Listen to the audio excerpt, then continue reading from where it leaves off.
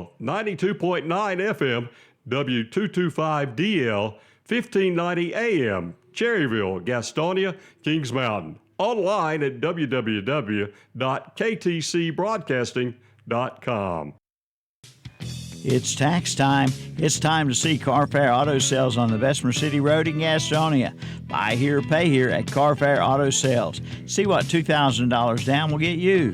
A 2018 Kia Sorento or a 2018 Dodge Journey, or how about a 2018 Kia Optima or a 2020 Chrysler Pacifica or a 2016 Dodge Journey. Buy here, pay here at Carfair Auto Sales, 1320 Bessemer City Road in Gastonia. Online at carfairinc.com. Get some red-hot deals on some great new rods at the Great Outdoors in Cherryville.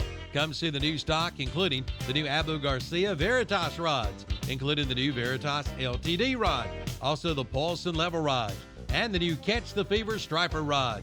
See the new 5-inch Max Drift lures for only $14.99. And turkey season is just around the corner. Get your turkey supplies, including new turkey decoys just in. The Great Outdoors, Highway 150 East in Cherryville, right behind McDonald's, online at teamgreatoutdoors.com. There's still a little cold weather left, and today's Pro in Shelby is ready. Take a look at the Monessen and Empire inserts. They'll help keep your home warm and cozy. Today's Pro can do new installs or repair your current insert. And they have vent-free, freestanding stoves. And they can refill your propane tank too. That's Today's Pro, 1325 East Dixon Boulevard in Shelby. Online at thetodayspro.com. Like them on Facebook too. Never before has the price been better than right now on a new Chevy Silverado truck from Marburger Chevrolet in Shelby. Now you can start the new year off with a new Chevy Silverado for up to 20% off. That's right, 20% off. Looking for a pre-owned vehicle? See the selection at Marburger Chevrolet. Pre-owned vehicles starting at $79.90. For complete details, visit the website at marburgerchevy.net or drop on by. They're located at 200 West Dixon Boulevard in Shelby. That's Marburger Chevrolet. For over 60 years, Honda Motorcycles of Shelby has been serving this area, and they continue to do so today. Right now, you'll find a good inventory of dirt bikes, plus 150 and up to 450 models of on- and off-road bikes. See the new 2024 Honda Rebel, along with 4x4 ATVs and side-by-sides, including the Pioneer and the Talon, plus Gold Wings and Trikes. And don't forget about their parts and service department. That's Honda Motorcycles of Shelby, 4402 East Dixon Boulevard in Shelby. Online at HondaMotorcyclesofShelby.com.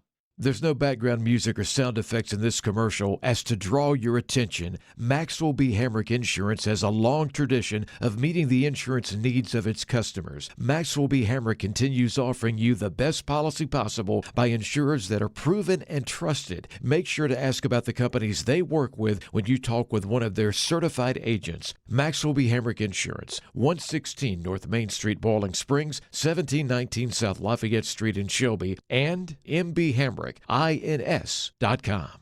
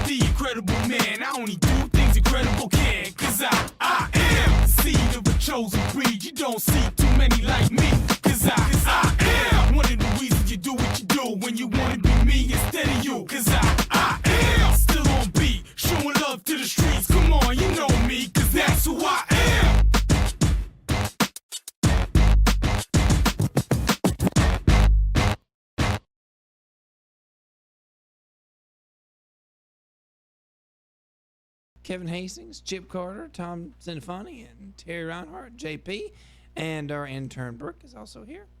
Morning, Brooke. Well, JP didn't hit your mic for you to talk. You're muting her already, man. Come on. No. I just hadn't hit her yet. Do you not? You haven't hit her yet. JP, No I haven't hitting turned women, her JP. on yet JP, on do the you mic do right you now. not know this is an equal opportunity workplace? You can't silence the women in the studio. I You didn't have to silence the turn woman. I their just had- microphone on. JP, Turn it on and see if it works, I JP. did. You did? Can we hear her? Hey, Brooke, how are you? No. We still cannot no, hear JP you. didn't turn. She's not talking into the mic. No. Nope. Still can't hear you. Turn it up, JP, JP, and turn come it on, help her out. Can you? Okay, there it Very is. low. I'm hearing now. All three. Okay. Are Sounded like Stuart Little in We there. did not. We do not silence the women at KTC Broadcasting. They have a voice. We also don't hit them. Hello. Yes, JP. Well, good morning. Happy birthday to JP this week. Hey, happy birthday, man. Yeah, Wednesday. It's the 12th anniversary of his 21st birthday. Congratulations, Batman. What you eating for breakfast in there? I've got a egg and cheese biscuit with a round egg. Egg and cheese biscuit with a round You better watch out. Somebody might stab you for that egg, dude. What does it might matter stab what you for shape that the egg. egg is? Thank you. For me, Was you thinking the same thing? For me Yes. it does. I don't know. You could order the shape of the egg. Yes. You're So the I- only person I know that will tell somebody it's a round egg. JP, if I was working at McDonald's and you said a round egg, I'd does that- punch you in the face. Do you say that when you order that? Does that mean it's You a? would be punched. Does in that the mean it's a face. sphere? Is that what you ask for when you go in there? I need a round egg. Yeah. Does that mean it's a sphere? Like the egg itself? How would that go over in West Lincoln, dude? Well, that- I'm not even going to answer questions like that. Okay. Well, what you round egg. Because No, Tom, well, what's I the tell you how they round- make it at West Lincoln, Tom. What you do is you lay your bologna down first, and then you put the egg on top of it and cut around the That's edge, it. and now you got a round egg. That's it.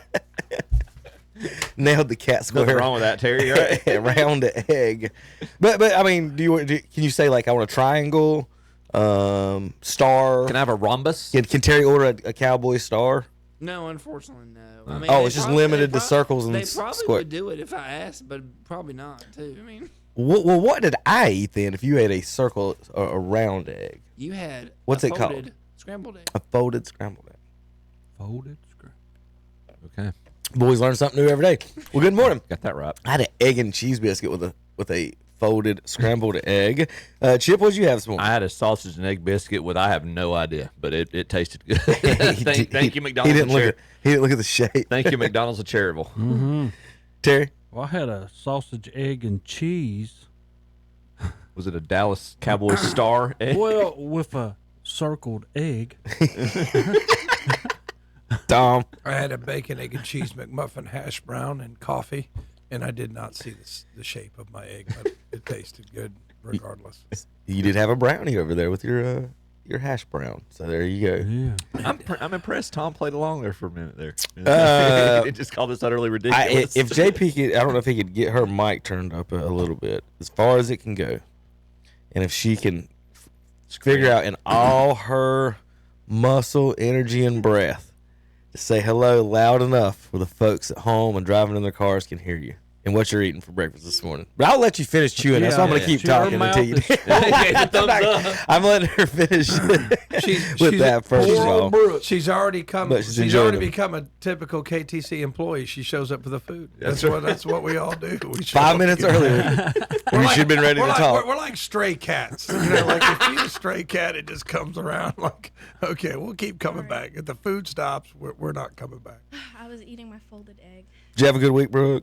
I did. All right. Did you guys get any days off of school for the snow apocalypse? Yeah, I got two. Got I got 2 days. Huh. Okay, on them days off, did you get caught up on all your work? Okay, never mind. You were caught up already, right, Brooke? You were caught up I already. hope mom and dad wasn't listening. But I did get my license. So that Hey! there you go. Congratulations! Congratulations. So you can hunt now and fish wherever you want, right? yeah. I think she did answer if she got caught up. JP turned her mic off again. That's what was going on. That's what, She did. She's doing great right now, but she's going to get on the commercials here and mash that, and then she's going to get in here in a little bit, and well, she can control it from there. I'm not sure how to control some of the cameras in there for you guys, and but we got a good show ahead of us today. We got NFL to talk about, of course, a little bit of that. NBA, All-Star Weekend, and more.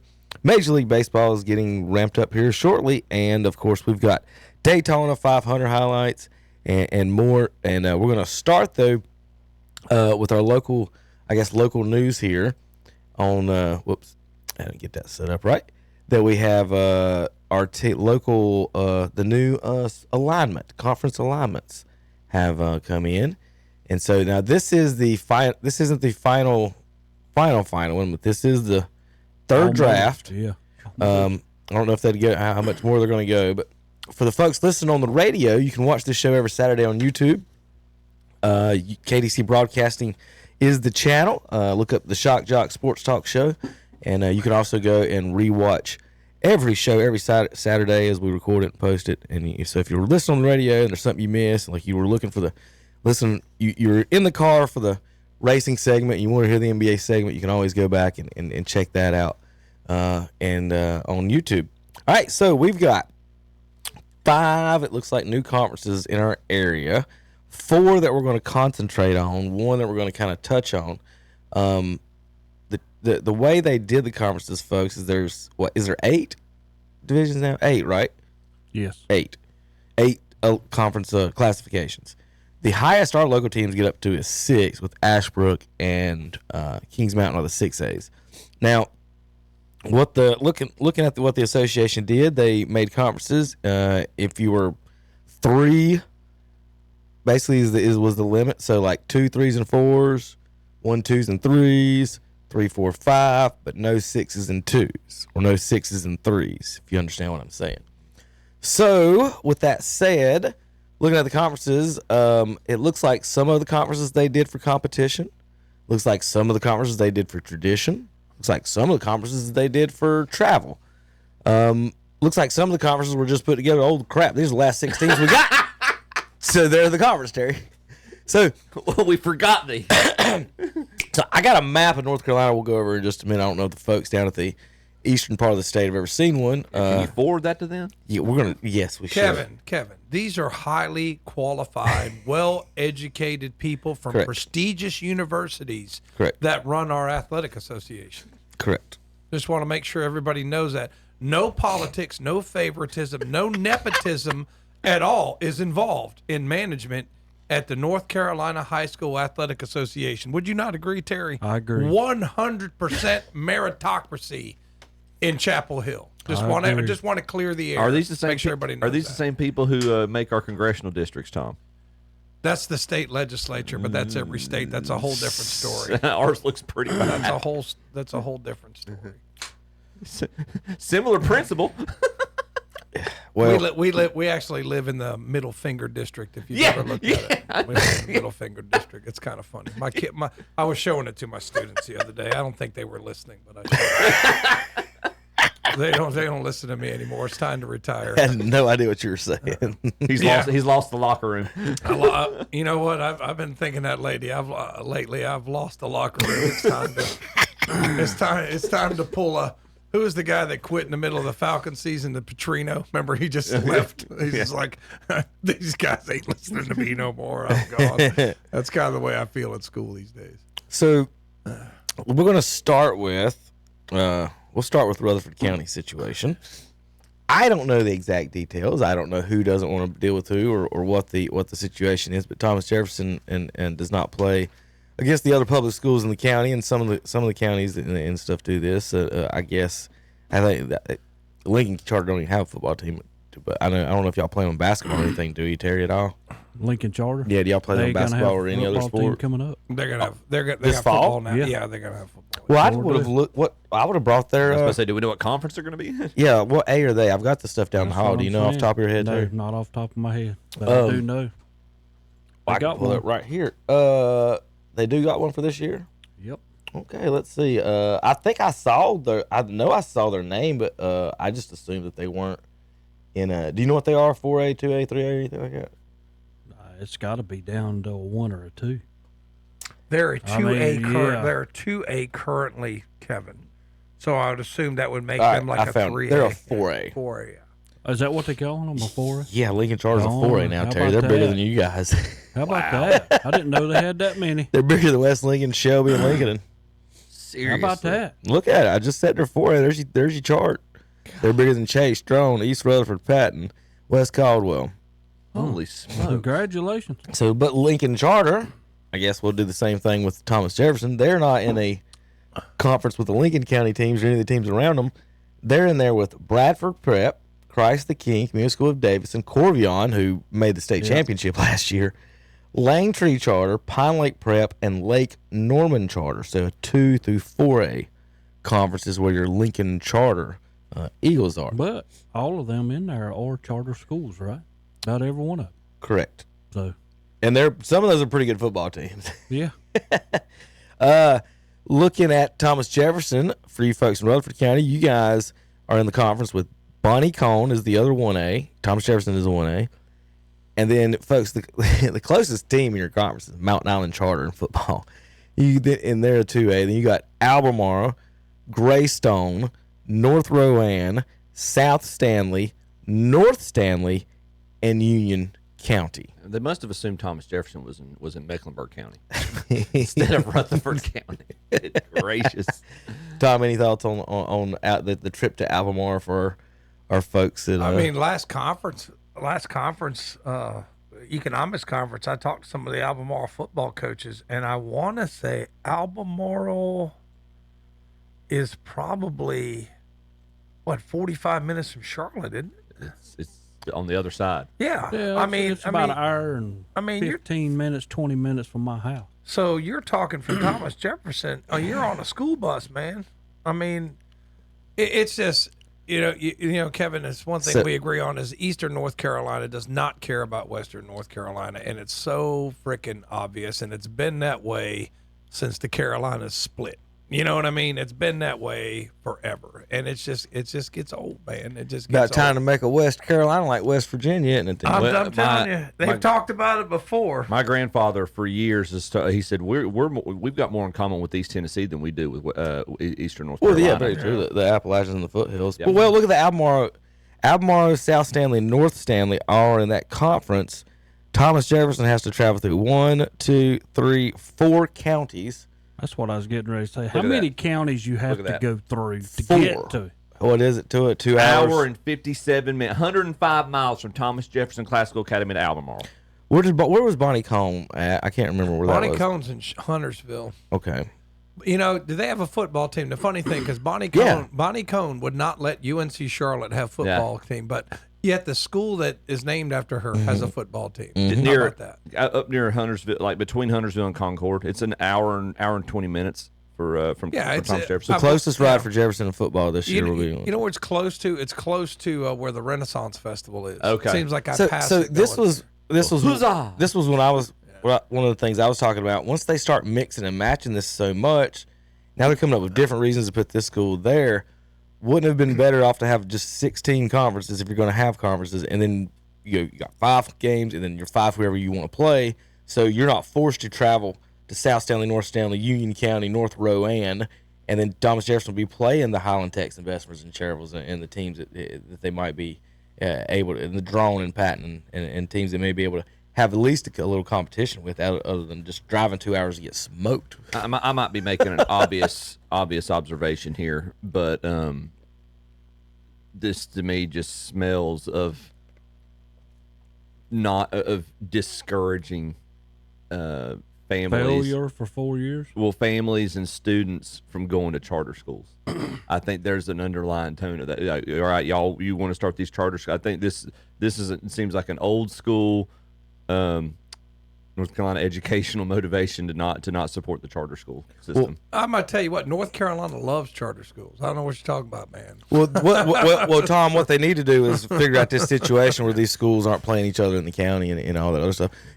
So you can't sit there and say, listen, the Cleveland County schools aren't actively recruiting each other, and then turn around and worry about Thomas Jefferson recruiting a player or whoever from East Rutherford or whatever. Like, you can't say that none of these schools aren't talking to these students and everything, and then just say, well, I guess now we're going to make you travel 2, 4, 6, 8, 10, 11, basically 15 hours one way, so 30 hours round trip just to go 0-8.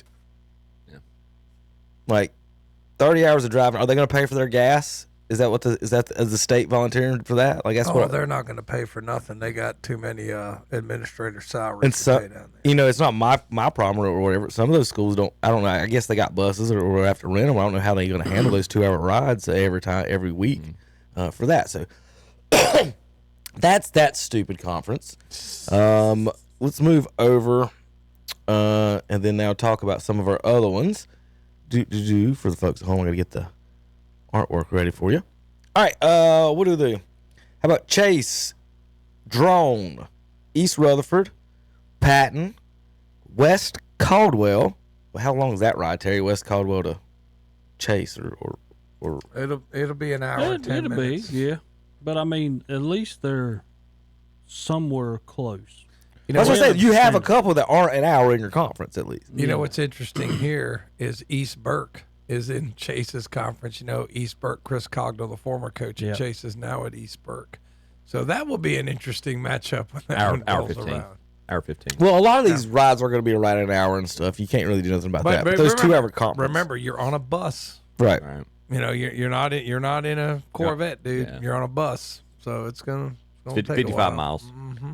So I'm looking at the West Caldwell ride here, down all the way down to Chase. They got it's 1 or 2 counties depending on which one you get. They might have to go through McDowell. You got to drive all the way through McDowell, then all the way. You're only going to be on 64 all the way down. I mean, that's just a long ride, man. I've ridden that a lot because I work for a guy in Forest City, and I drove to Caldwell County, Lenore, all the time at 64s through the hills, man. Well, Tom, I keep looking at it, and not necessarily saying just varsity. Think about when you get into basketball and softball, baseball, and stuff like that, and you got JV teams. These kids are going to get out of school like at 1:30. School's not important, Terry. Well, that's what that's saying. School's geared towards athletic. Because we're going to be getting out of here we can make it, so we can play at 4 o'clock. What did Cardell Jones say? We ain't here to play no school. That's what he said. I mean, that's what we are in North Carolina. We're not about school. East Burke, High Brighton, and RS Central are the 4A teams in that conference. So you got a 3A, 4A conference there, and then they apparently no one east of or no one that's ever had anything to do with the state level has watched our shows, Terry, for the last 6 years. Pre-game, post-game, Saturday mornings, any of that. And it's just unfathomable to me how we're still sitting here with Highland Tech and Cherryville in a conference with Shelby and Burns. I agree. We just went through this. Tom Brandt brought it up every post-game show every year. Did anybody not see every week 70? What good are you doing those kids from Highland Tech? And what if they drop the program? Now you got to hunt you another non-conference. Wouldn't be too bad in that conference because it is a lot of teams in that conference. Tom, Shelby and Burns right now, before this gets finalized, has to send as many emails as they can to the state saying, and show them give them your video. Say this, send them your Max Preps links. This is the halftime. Watch how it happened and watch what happens. This is not safe for anybody. It's not even about teams get blown out, Terry, and that's what the people at the state. Well, that's what I would send them. I'd send them all the scores. Yeah. This is what it was at halftime. Now this is what it ended up being, but we quit because the game was over. So I don't mean to be the sexist in the room, but I'm going to go there. The woman in charge has never played football in her life. She's never stepped on a field. And I played at Bessemer and Cherryville, and we were good enough to beat Westlake in the end, but not now. But the Shelby games and the Burns games, you don't even have competition in those games, and you're just like, y'all go out there and have fun. I'm going to sit up in the stands and eat my popcorn and drink my hot cocoa while you little boys get freaking murdered out there. It's not that they're so much better than that there's 70 people against 15. Yeah. That's the problem. And you go out there dead tired and people get hurt and it's not competitive. It's not that, oh gosh, you got beat real bad. That's what we're complaining about. We're complaining about the safety and fairness of these kids. And how do you, Terry, if you're a Highland Tech and now you sit here for the last 4 years, we'll get through this. And then the state comes and does this to you, and just now you've got maybe one chance to win a game in conference. Maybe, and I don't even think you do. I don't think you have no chance to win a game in conference. So before you even step on the field for your 0-8, and every one of them is not even competitive. You might have one where you get on, or two that you get on the scoreboard. Like every one of those is 0. 0, 0, 0, 0, 0, 0, 0, 0. Cherville might give up a touchdown to them. But other than that, who's giving up a point to them, Terry? I don't know what to say. We've already went through this for 4 years, and then to turn around and put them right back in the same stuff that they just come out of, what are you asking? That's what I want to know. I want to know, what are you asking them to do? I mean, you kind of sit here and tell me that you couldn't have put them over there with the Thomas Jefferson. You could have pulled a few of them other schools in that's not so far away, and it would have been a whole lot more competitive. Well, I don't know about Bonnie Cone. I mean, take Thomas Jefferson, put him with Cherryville, Highland Tech, Bessemer City. Mountain Island. You could have them, Thomas Jefferson, Cherryville, Highland Tech, Bessemer City. I mean, you know what I'm saying? Just alone, if you did this. Yeah. Looking at that conference, just alone. If you just took out but Shelby and Burns, that would make it a little bit better because you could at least, now that's 2 teams you could schedule, because it's all about RPI now. And that would be more safely for Bessemer, Highland, and Cherryville to play. But they shouldn't even be in the conference with Lincoln and Wesleyan and them either, though.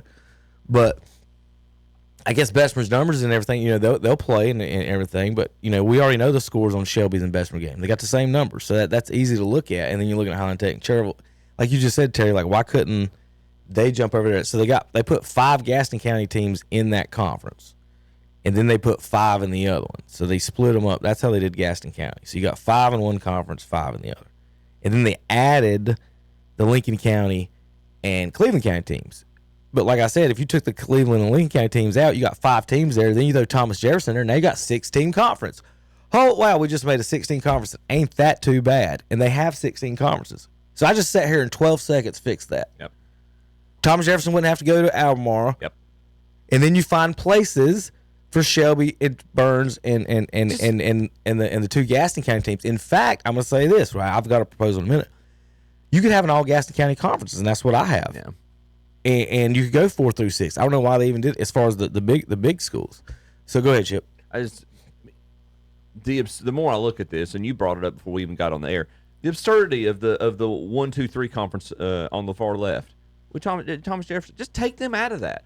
Every single one of those other teams, I would consider, looks pretty regional. It looks pretty close to each other. Well, look at this. You could take Bonnie Cone, Thomas Jefferson, Mountain Island, Cherryville, Highland Tech, Bessemer. There's 6, and there you go. Yeah, it's not that hard. Or I mean, just move. Terry, like that just made a 6-team pretty decently competitive conference. Yeah. In 12 seconds, and the stat. So, Tom, do you think they?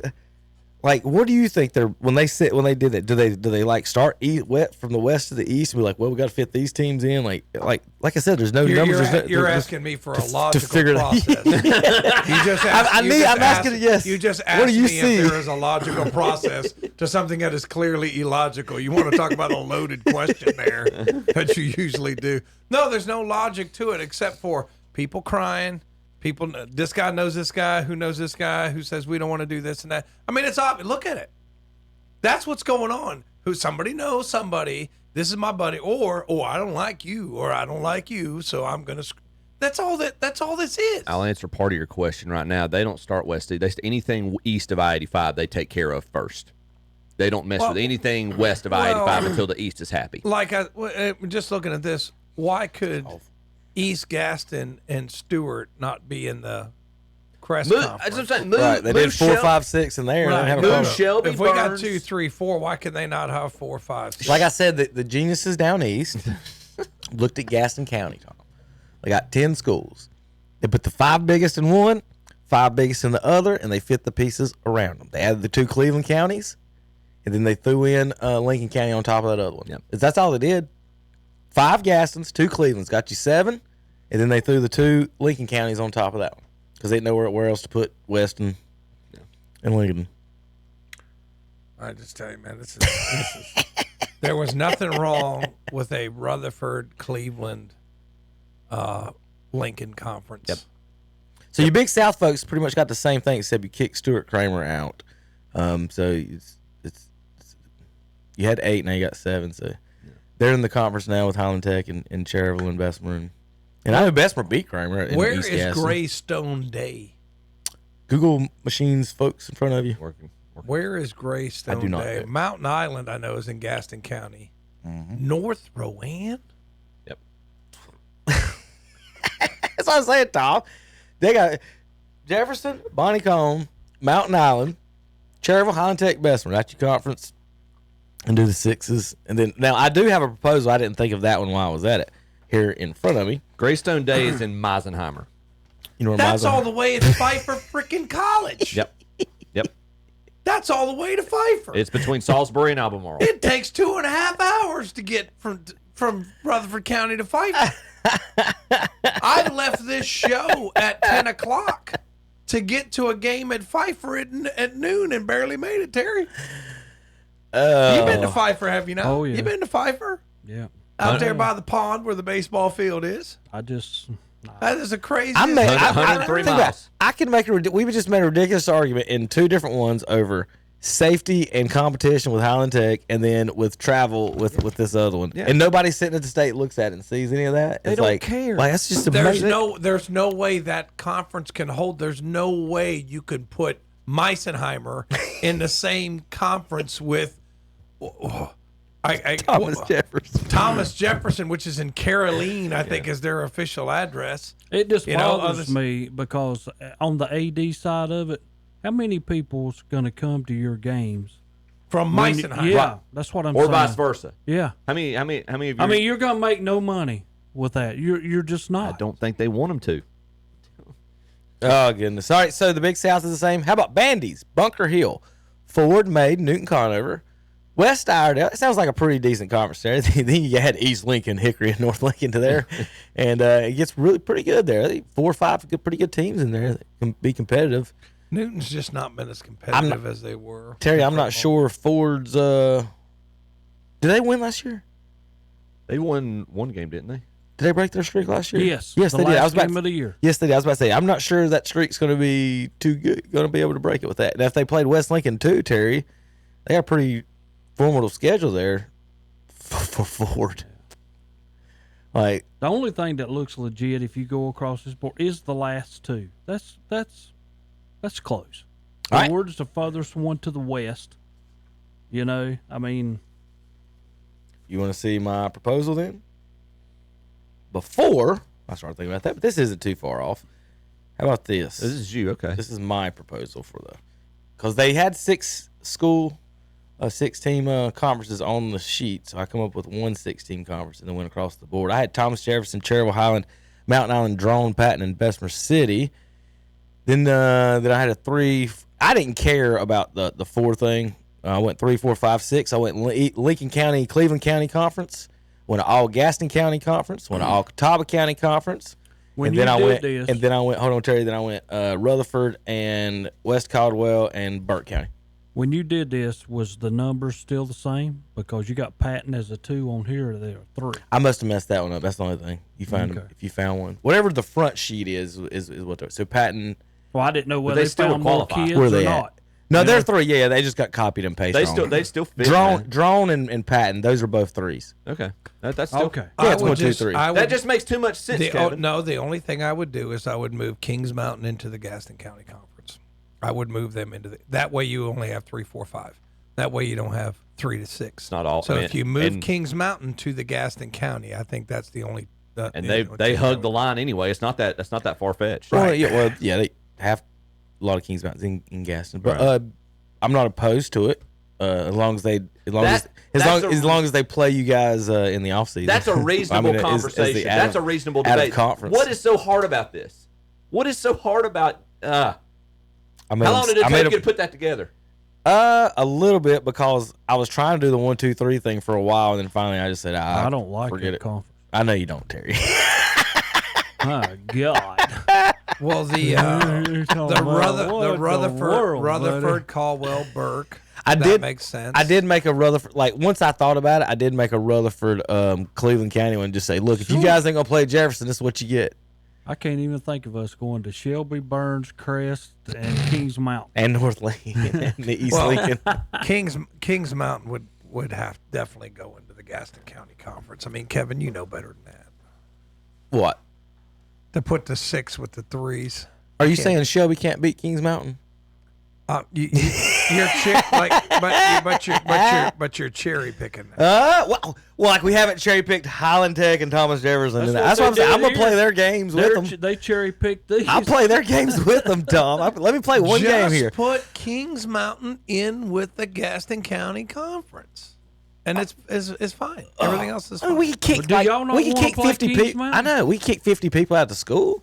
Come on, Tom. He knows. See, this is what he does. He knows he should have done that, so he's going to defend it to the No, death. I told you I did. He knows good and damn well. Tom, he should have put I Kings said Mountain from the in the Gaston no, I County shouldn't. Conference. I said from the point you got a Lincoln and Cleveland County Conference. You have a Gaston County Conference, and I said I really didn't care about that number because they don't care about those numbers. All right, Chip. I'm going to ask Chip a common sense question. Chip, anytime a parent gets angry at Gaston County schools and do not want to go to a charter school, where do they place their child? In Gaston? In Gaston County? When you get mad at Gaston County schools and you don't want to go to a charter school, which school do you go to? I'll go ahead and tell you. Kings Mountain High School. Okay. Okay. Is that why they're 6? How many kids that should go to Hunter Huss, that should go to Bessemer City, that I was on gonna the guess Gaston Christian, West but- Gastonia that go to Kings Mountain? I guarantee you, if I had the records at Kings Mountain High School, you would find at least 100 kids with a Gastonia address. I would bet my paycheck on it. So the only school out of their proposal, never mind that ridiculous 1, 2, 3A conference on the far left, what you initially showed us. Mm-hmm. The only school, which all the rest of those are in Charlotte or west or east of Charlotte. The only school not marked on here that you take care of, or that's not on your list, is West Iredale. Mm-hmm. And you can't tell me they can't find somewhere close up in where they Right. Where I took them. Where's Polk County? What conference is Polk County So in? Polk County's going west with Brevard. I had them on on my proposal. And they're in there. Yeah, They're on my that's what I'm saying. I proposal. saw that's the one that I see that you have that's not on this sheet. Yeah, I replaced them because they're right there with Rutherford County. I mean, it's just one county and Yep. and It's not. That's a easy travel. Right down 74. Piece of cake. I mean, we can look at the fancy graph here. Yeah. I mean, basically, Rutherford County hugs it. Listen, watch this here. Here's what the people down east see. Yeah. That line. Yeah. There you go. That's what the folks down east see. No, here's our road for Rutherford County folks. Polk County's down here in the middle, surrounded by Henderson and Rutherford County. I mean, it's right. Rutherford County's got the east and north of it, There's basically. Brevard, Anson. That's what I'm saying. Like, Tom, once they started mixing 1, 2, 3s, like, I don't. And then they move. Then they do some for travel, and then some for not travel. It's all crap. All right, we talked way too long about that. All right, we come back. Daytona 500 talk. We've got NFL, NBA, and more. KDCBroadcasting.com. Brian Truex is out of gas and up into the wall at turns 3 and 4. Jesse Love has already lost the lead. Guess who is the new race leader? His teammate Austin Hill. Mayer's going to move them all the way to driver's left as they stack up and crash at the rear of the field. Riley Herbst to the inside, door to door with Sam Mayer. He looks to the right side of Austin Hill's car. They get almost too wide. Bennett Transportation and Logistics 250 from Atlanta Motor Speedway. Saturday, February 22nd at 4:30. On Carolina Country WCSL, 92.9 FM, 1590 AM, online at kdcbroadcasting.com. Hey, I'm Cody Martin. Here, Charlotte Hornets basketball on Carolina Country. WCSL 92.9 FM and 1590 AM. And online at ktcbroadcasting.com. Don't miss the Dodge President's Day sales event at Marburger Chrysler Dodge Jeep Ram in Shelby.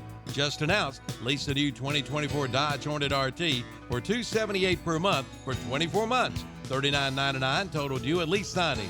No security deposit required.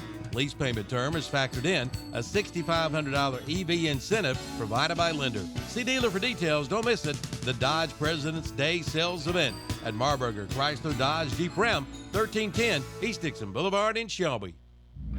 Why choose Kubota for your new compact tractor? All the options in the market can make the choice difficult, but don't lock yourself in before you've seen what Kubota can offer. We've been selling reliable tractors in the U.S. for over 50 years. Your Kubota dealer can help you select the right tractor at a price you can afford and then support your purchase after the sale. Stop by your dealer today for a tractor you can count on for years to come. Your Kubota dealer in this area is Parker Farm Service, 126 Bessie Drive, Kings Mountain. There's nothing like cash in your pocket, especially if you can turn your scrap into cash with the help of Gassed and Used Auto Parts and Recycling in Gastonia. For over 25 years, this locally family-owned and operated business has been giving some of the best prices for scrap. They take tungsten scrap carbide, as well as stainless steel, aluminum, copper, and brass. Need help? Gassed and Used Auto Parts and Recycling will supply you with a roll-off container to help make your recycling easy. Turn your scrap into cash with the help of Gassed and Used Auto Parts and Recycling.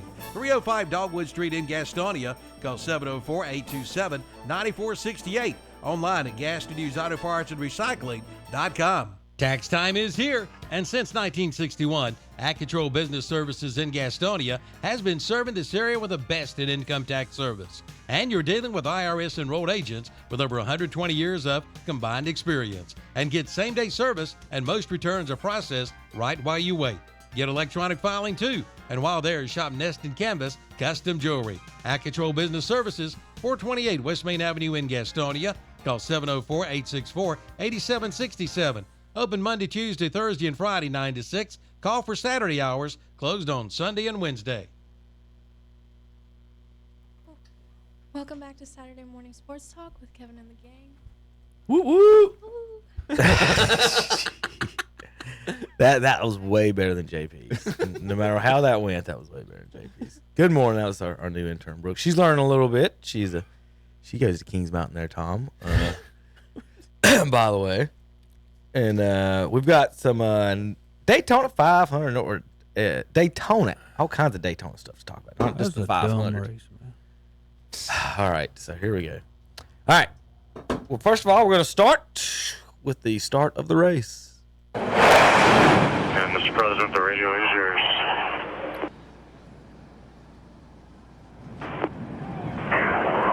This is your favorite president. I'm a big fan. I am a really big fan of you people that you do this. I don't know, but I just want you to be safe. You're talented people, and you're great people and great Americans. Have a good day. Have a lot of fun, and I'll see you later.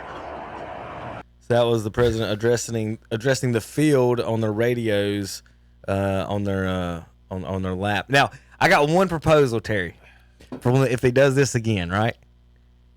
We've got to put some.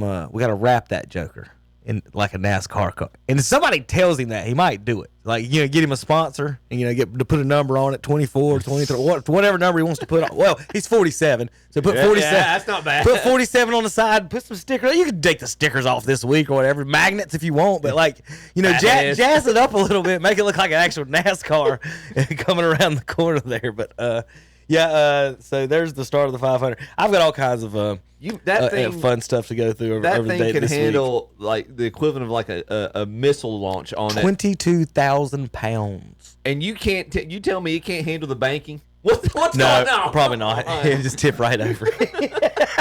Come on now. No, the problem is, Chip, if you tip it over, how you going to tip it back over? That's right. That's what 22,000 pounds. What you got to get. But so I've got a bunch of audio and stuff this week. How about our own Jesse Love won the we've interviewed him before here on the show a few years back, but he won the Xfinity race. But him and his little roommate got this thing going back and forth where these boys sleep a lot. Like, that's all they do is sleep. So they're posting each other everywhere. They got Jesse up on the Jumbotron sleeping in his car.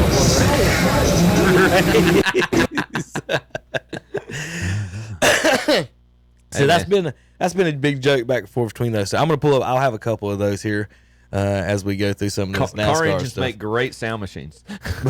but Connor says dude's always sleeping, and they got him up on the Jumbotron. And Jesse, leave me alone. All right, Terry. Here's some words from the spotters. They're wrecking in front of you. And driver says, "Okay." Tell him I'm coming in wide WFO. Spotter says 10-4. And the driver's like, this is ARCA, no brakes. Now, of course, we're going to have to talk to the great Cletus McFarland. Have y'all met Cletus this week? Y'all know anything about Cletus? No. Well, Cletus has become a national hero in the NASCAR community, and you're going to know why. A lot of anticipation, obviously, with Cletus in the field. I know this isn't how you wanted it to come to a close. What was your experience like as a whole? Well, I was having the best day of my life, ripping around Daytona like a bald eagle. I was flat out, avoided a wreck, which was awesome. I thought I was the best driver to ever exist in that moment. And it's probably because my sleeves were cut off that I was able to pull off that maneuver, come down pit road. Then someone slammed into my rear left quarter, spun me out, lived through that. Got some fresh tires, went back out there. I'm hot dogging into 1 and 2, and the car lost it in front of me, and I saw it. Didn't have enough brakes to get slowed down before it, and tried to go around it, misread it, zigged instead of zagged when I should have zagged, and I zigged, and bam, blew the front end right off my hot rod. I hate that for you. And before we came to this interview, you were watching that jet taking off. Have you ever seen anything like that? You seemed pretty impressed by it when you were just standing here. Yeah, I'm the pilot of Consuela. You know what I mean? I got basically the baddest aircraft in the country, but that F-16 is pretty cool. That's fair. All right, Garrett Mitchell, obviously. Cletus, an early exit from the race. We hope he'll join us again, though, here in ARCA at some point. I don't know if you saw the jets do their flyovers and stuff. It was pretty cool. But he actually is a helicopter pilot, is what he's talking about, and he was the first pilot down in Asheville. Helping victims. Oh, wow. So he's talking. One of these other interviews, I think he's talking with Dale Jr. We're going to get some audio from that, talking about getting down and seeing those folks. But he was everywhere. His real name's Garrett Mitchell, but his nickname's Cletus McFarland. I don't know what. And here he is interviewing without his sleeves off. Oh, these guys blowing me off the track. I get it. I'm out there in the Kinetic 30, hauling tail like a bald eagle down this straight. You guys saw it. And so they took me out. What am I supposed to do? They want you to win, did they? Yeah, it was a tough break, We were freaking ripping, locked in, bam, door off the car, Here I am sliding in the infield. Got her fired back up, bombing down in the first and second top 470, 800 RPM, and just made a split-second decision. Wasn't the right one.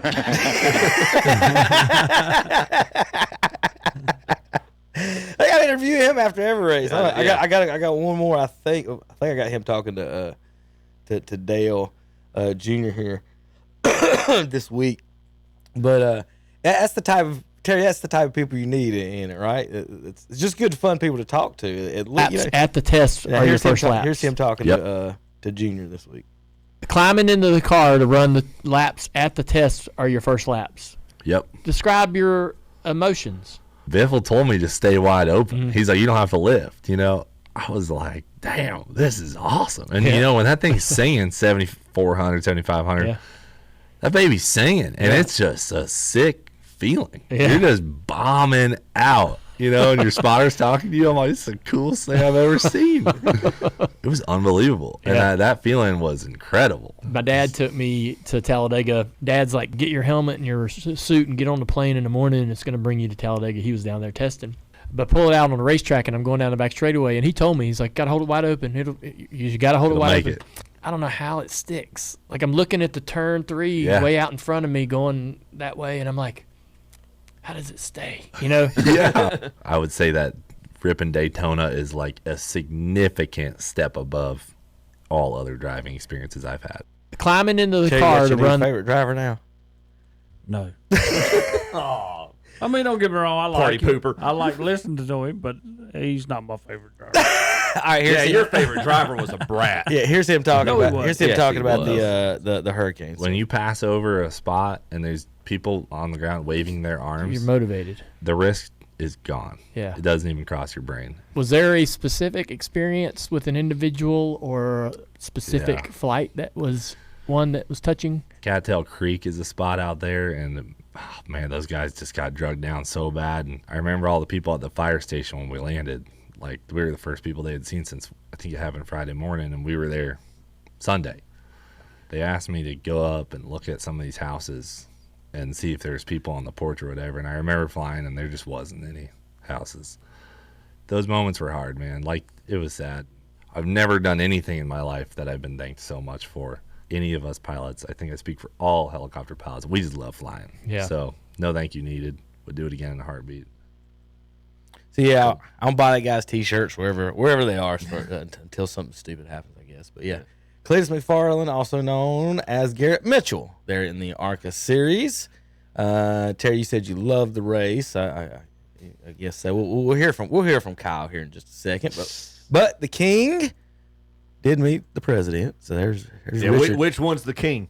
So Richard, they showed him that going through. He's not on there. If you were watching the pre-race stuff, they showed him going through the security stuff and everything, and he's got this belt buckle and he's dinging and he got to sneak the King through. So he did. He was there, of course. Let's see.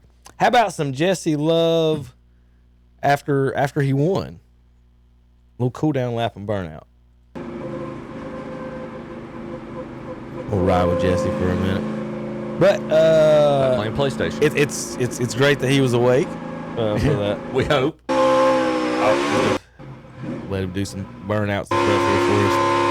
Get him on the show a little bit. He's had a good week. He actually got the pole this week in Atlanta too. Wow. So He's on a streak whatever right their now. team's doing right now, Keep it's doing it. pretty good. Here's so Jimmy Johnson finished third. He did. Yeah. Congratulations. He was sixth, had to go back to 29th because always Ricky Stenhouse. Look at this idiot. Yeah. That wasn't the first time he was an idiot. So he was an idiot all weekend. So this is him blocking Jimmy in. Jimmy's right about to pull out, and Jimmy lost all those cars going by. Basically, you're seeing. So he went from 6th to 29th in that pit stop because of Ricky Stenhouse's poor maneuvering there. Oh yeah, Stenhouse all over the news this week. Is there a way that you can penalize somebody for that? I mean, is there? As long as he's in this box, there's nothing you can do, and that's what he was, barely, but he was in it. So here's Stenhouse talking on his end of the crash. Yeah, let's see his perspective. I don't know. I'd have to go. I haven't seen a replay yet, but I feel like the holes were pretty small. He was trying to fill. I got a couple late blocks on him, as we were making our runs up through there, and we were, still 10 to go. I was hoping he would stick with me, him and LaJoy. We were getting ready to drive to first, second, and third. It was still 10 to go. So I don't know. I'd have to go back and watch. I felt like maybe he was trying to fill the gap, and then him and somebody else got together, and then hit me in the left rear. No. I was kind of leaning down to try and run the middle lane with LaJoy to get us back going again. I felt like I pretty much pushed him all the way around the racetrack for 10 or 12 laps, and we were really fast doing it. So I'd have to go back and watch the replay to tell you exactly what happened. I'm gonna be honest. Yeah. I don't like him. I really don't. But Joy tried to put his car in a place it should not go. I disagree with that wholeheartedly. There's no way he's going in there. Even Kyle Busch even said the fastest car tried to go to the front too fast. The only reason Kyle Busch didn't like it is because Kyle Busch is the one who didn't make that move. That's the only reason. No. Logano had the space. Stenhouse came Logano did. He never had the space. There you go. Yeah, pull it. Watch this. He never had it. The middle's open. Logano. Super tight. Yeah. He makes money. I'm supposed to block. All right, now watch. He car. keeps coming down on him. Watch the should. 22 car. There's He's nothing still there. Start to get, There's nothing there for him to go. Well, Stenhouse is blocking him. Stenhouse is basically keeps coming down on him. Yeah. He's supposed to block him. What are you talking about, Chip? He's supposed to. What is this? No, what is this? I-85? Where you change lanes because somebody wants to go faster? You don't drive like that, man. Look, he's There's bobbing. nothing for him to go through there. Well, he's bobbing all over the place. Stenhouse is bobbing all over the place too. He's trying to. I don't like Stenhouse. I'm the first one, but what he did right here is just exactly like I'm not blaming him for the initial block. I think, but I also think it's not fair to say Logano didn't have space. There was a space there in the middle. Now Stenhouse got to him and blocked him in the corner. That's fine. I'm exactly like Kyle Busch. The fastest car tried to go to the front too fast. I think there was nothing there for him to go through. There was. It's just Stenhouse blocked it in that part. But I felt like Stenhouse. But that's what he's supposed to do. That's what I'm saying. I don't mind the initial block. What I have a problem with is Busch saying that Logano shouldn't have made the move in the first place. There was a hole there in the beginning. Logano has made me mad for a lot of reasons because there was one time that Dale Earnhardt Jr. didn't make the chase on account of stuff Logano did. I'm not a Logano fan. I'm just saying if Kyle Busch is in the exact same spot, he makes that move. I'm sorry, and that's where the biggest issue with that. I don't necessarily have a problem with Stenhouse blocking. I don't have a problem with Logano making that move. And Logano's interview was the best interview out of all of them. He said it's restrictor plate racing. This is what happens. But my big issue is Busch acting like a brat, saying the best car, and Logano did have the best car. He did. He said the best car make the move too early. The only reason he's saying that's because he wasn't the one making the move. That's my issue with it. He was his typical bratty self. I was trying to find the exact. I think Hamlin said 65% on. I can't remember. It was 65-35 Logano Stenhouse. He blamed them both for doing what. Let's hear some more sounds. We'll go to Kyle Busch for his. Complaint. Well, they only gave him one chance when he should have had 3. We'll get to him in a second because Terry will complain about that for a while. Let's go with Ryan. Let's go with Ryan Preece. First up for you, okay? Yeah, I'm good. I'm just, I don't know what the right thing to say right now is, but I think he flipped over the thing I want to say as a father, as a racer, down on the back is we keep beating on a door, hoping for a different result. And I think we know where there's a problem at super speedways. So I don't want to be the example of when it finally does get somebody. I don't want it to be me. Terry, and I agree with what he said because he did come in there and say when he first said something to him, he said, I was thinking about my daughter. And he says when it happened, but he has been involved in like 3 or 4 of these things. I mean, it happened last year with him, didn't it? But I guess my question, and please, I don't want to dismiss that. My question is, what is he suggesting? Well, there's nothing he can. My whole deal is if it's this bad for you, young man, maybe this is something you do not need to do. They're not going to stop running at Daytona and Talladega. Other drivers have retired because of this issue. Carl Edwards and Dale's and his concussion issues and. And we all know. Sorry to interrupt you. It did catch. It's happened already. That's what 20 some odd years ago. It happened. Well, the drivers and engineers say that the bottom of the race car being completely there's no holes in it. Yeah. So it's just like an airplane wing. Yeah. So if he catches anything, it's going to fly up in the air. Now it could get worse. Priest is complaining about flying up and down. He hit the pavement, Terry, and skidded a little bit. Poor fella. It could be worse. This happened at the Daytona 500 one time. Coming off turn 2. David Huddle and George Crenshaw were also involved. The recent heavy rains made the grass a skating rink, and Stacy's car slid all the way to the dirt embankment, flipped over it. We're not done yet, Tom. Landed on its wheels. He's in the lake. He's lucky it flipped that way. Yes, I know. Yeah. Right. Before he got out. He was taken to the Landed on his wheels in the lake. Can you imagine if he landed the other way? A lot of cars get in that dirt bank. And they're just talking like he just didn't about die. And the whole thing, well, that's what I'm saying. Nobody would have got to him quick enough. He had to been unbuckling himself and everything to try to get and out he's got of a the water. he's got a helmet on and fire suit that's just soaking up probably every bit of water. No. Let's hear what he said. Roof, sky, ground, roof, sky, ground. So we're having fun now. I'm out drowned in the infield, but we're having a good time. What's that? What's Gomer Pyle and Andy Griffith? Sick as a dog, but having the time of my life. He could be complaining. But there you go. Let's see. That was Dale. That was Cletus and Dale. Done listen to them for a minute. Let's see. I think I had a couple more. Richard, we'll talk to him. How about Richard talking about the horsepower, Terry? The way to make it more exciting is give them more horsepower and let them run faster. The faster they run, the more the driver has to stay on his toes.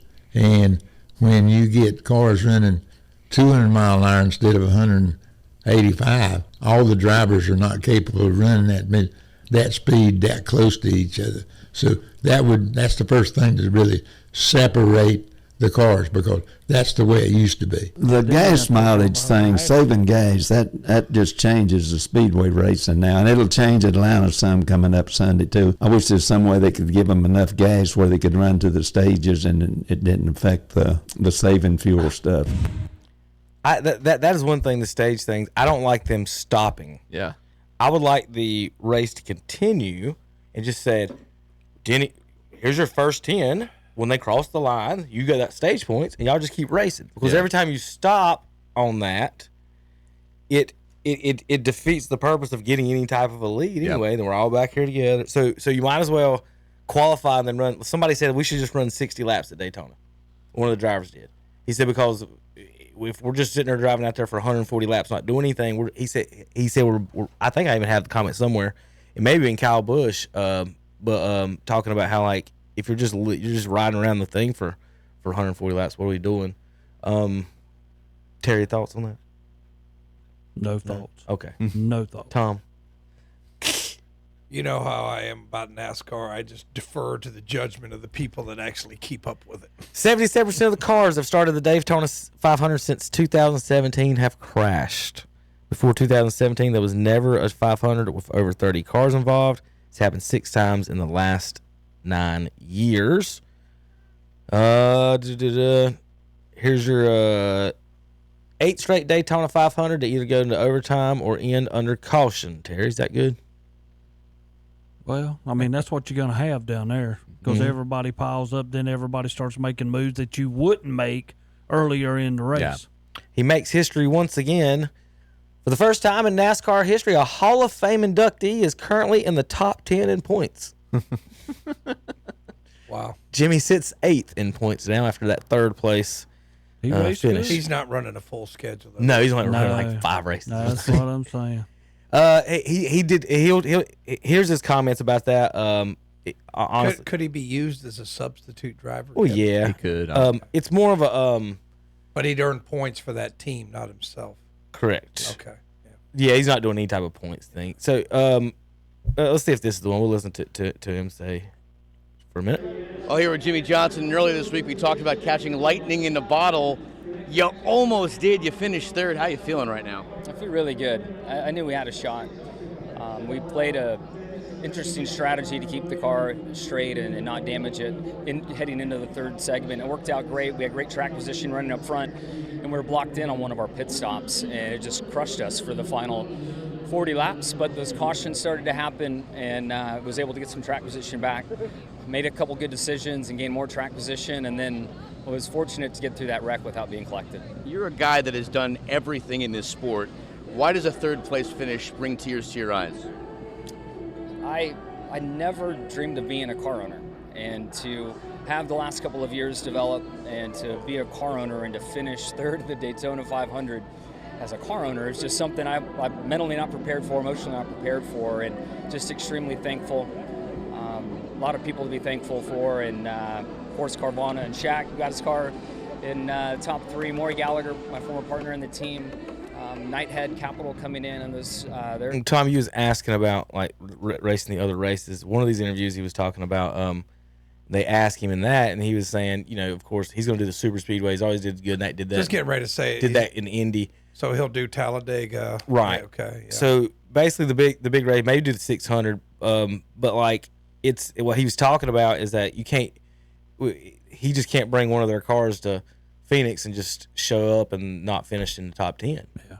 Like it's not going to happen at those. So that just tells you the difference between, what the cars or the difference are. Why some teams some teams win it everywhere they go in certain spots. So in those mile and a half tracks are so much better for this. All right, Terry, let's hear Kyle. Go ahead. Will he race at Charlotte too? You think, Kevin? He might do the 600. Is he allowed in the All-Star race, Terry? He won it. He should be. He should. That's be. That's what I'm saying. That's the way. I'm not. He should be. He should be in the All-Star race. All of them should be. But they probably put Castro Neves. But wouldn't that kind of be the equivalent of putting Brett Favre in the Pro Bowl? I mean, he's a retired driver. But that's it. But Brett Favre can still qualify for the NFC Championship. Well, he's on a roster, Tom. He's not like I guess. not teaching high school football. There was a year Mark Martin was running a limited schedule. He won the All-Star race, and they got him on the radio. He says, as long as Jack Roush gives me a car, I'll race. Well, how long did Darrell Waltrip do the All-Star? Didn't he used to just show up and just do the All-Star race a couple years? He got after in he retired. Yeah. In '95, you should have won when I was there, and he wrecked. I think anybody anybody that's won a NASCAR championship or whatever the rules are to get in the Should be All-Stars automatically. that's still alive. Should have automatically be. If they want in, if Richard Petty can walk in there right now and get up to speed, he should be allowed to race. I agree. Absolutely. I guess you're right. I mean, it's kind of like this. You got 20 cars in a race. You don't That's have to what be I'm an saying. athlete Like- to drive a car. Like they're not, easy. It's kind of like the senior tour. Well, I mean, Well, you got to fix that sentence there, Chip. Well, if you can make speed. Well, there's not many it's to call it non-athletic is That might be a stretch. Is a little disingenuous. I'm just going to go ahead and tell you, Jimmy Johnson could whip any one of us sitting at this table. So I'll just go ahead and tell you that. And it wouldn't even be close. the reaction times that they have, the reflexes Really? and the heart monitors. Really? Kenny Schrader, man, raced his what? Dave 76, Marcus. 77? Dave Marcus. Okay, this is what I'm going to try to explain to you, and like I was trying to explain to Tom. I mean, not Tom, but Andre one time. He was saying that golfers aren't, it's not a real sport. Or I know, whatever. that's a whole different thing. He says golfers aren't a real sport because y'all go out there and drink and smoke and goof around on the course. I'm like, not the that's professionals. not what the good ones are, Not what Terry. the professionals are So doing. Terry, whoever you just mentioned, was it not Morgan Shepherd? Who'd you just say? Kenny Kenny Schrader. Schrader. Morgan Shepherd too. As you see, Jimmy's not after winning championships at this age. Dave Marcus never was.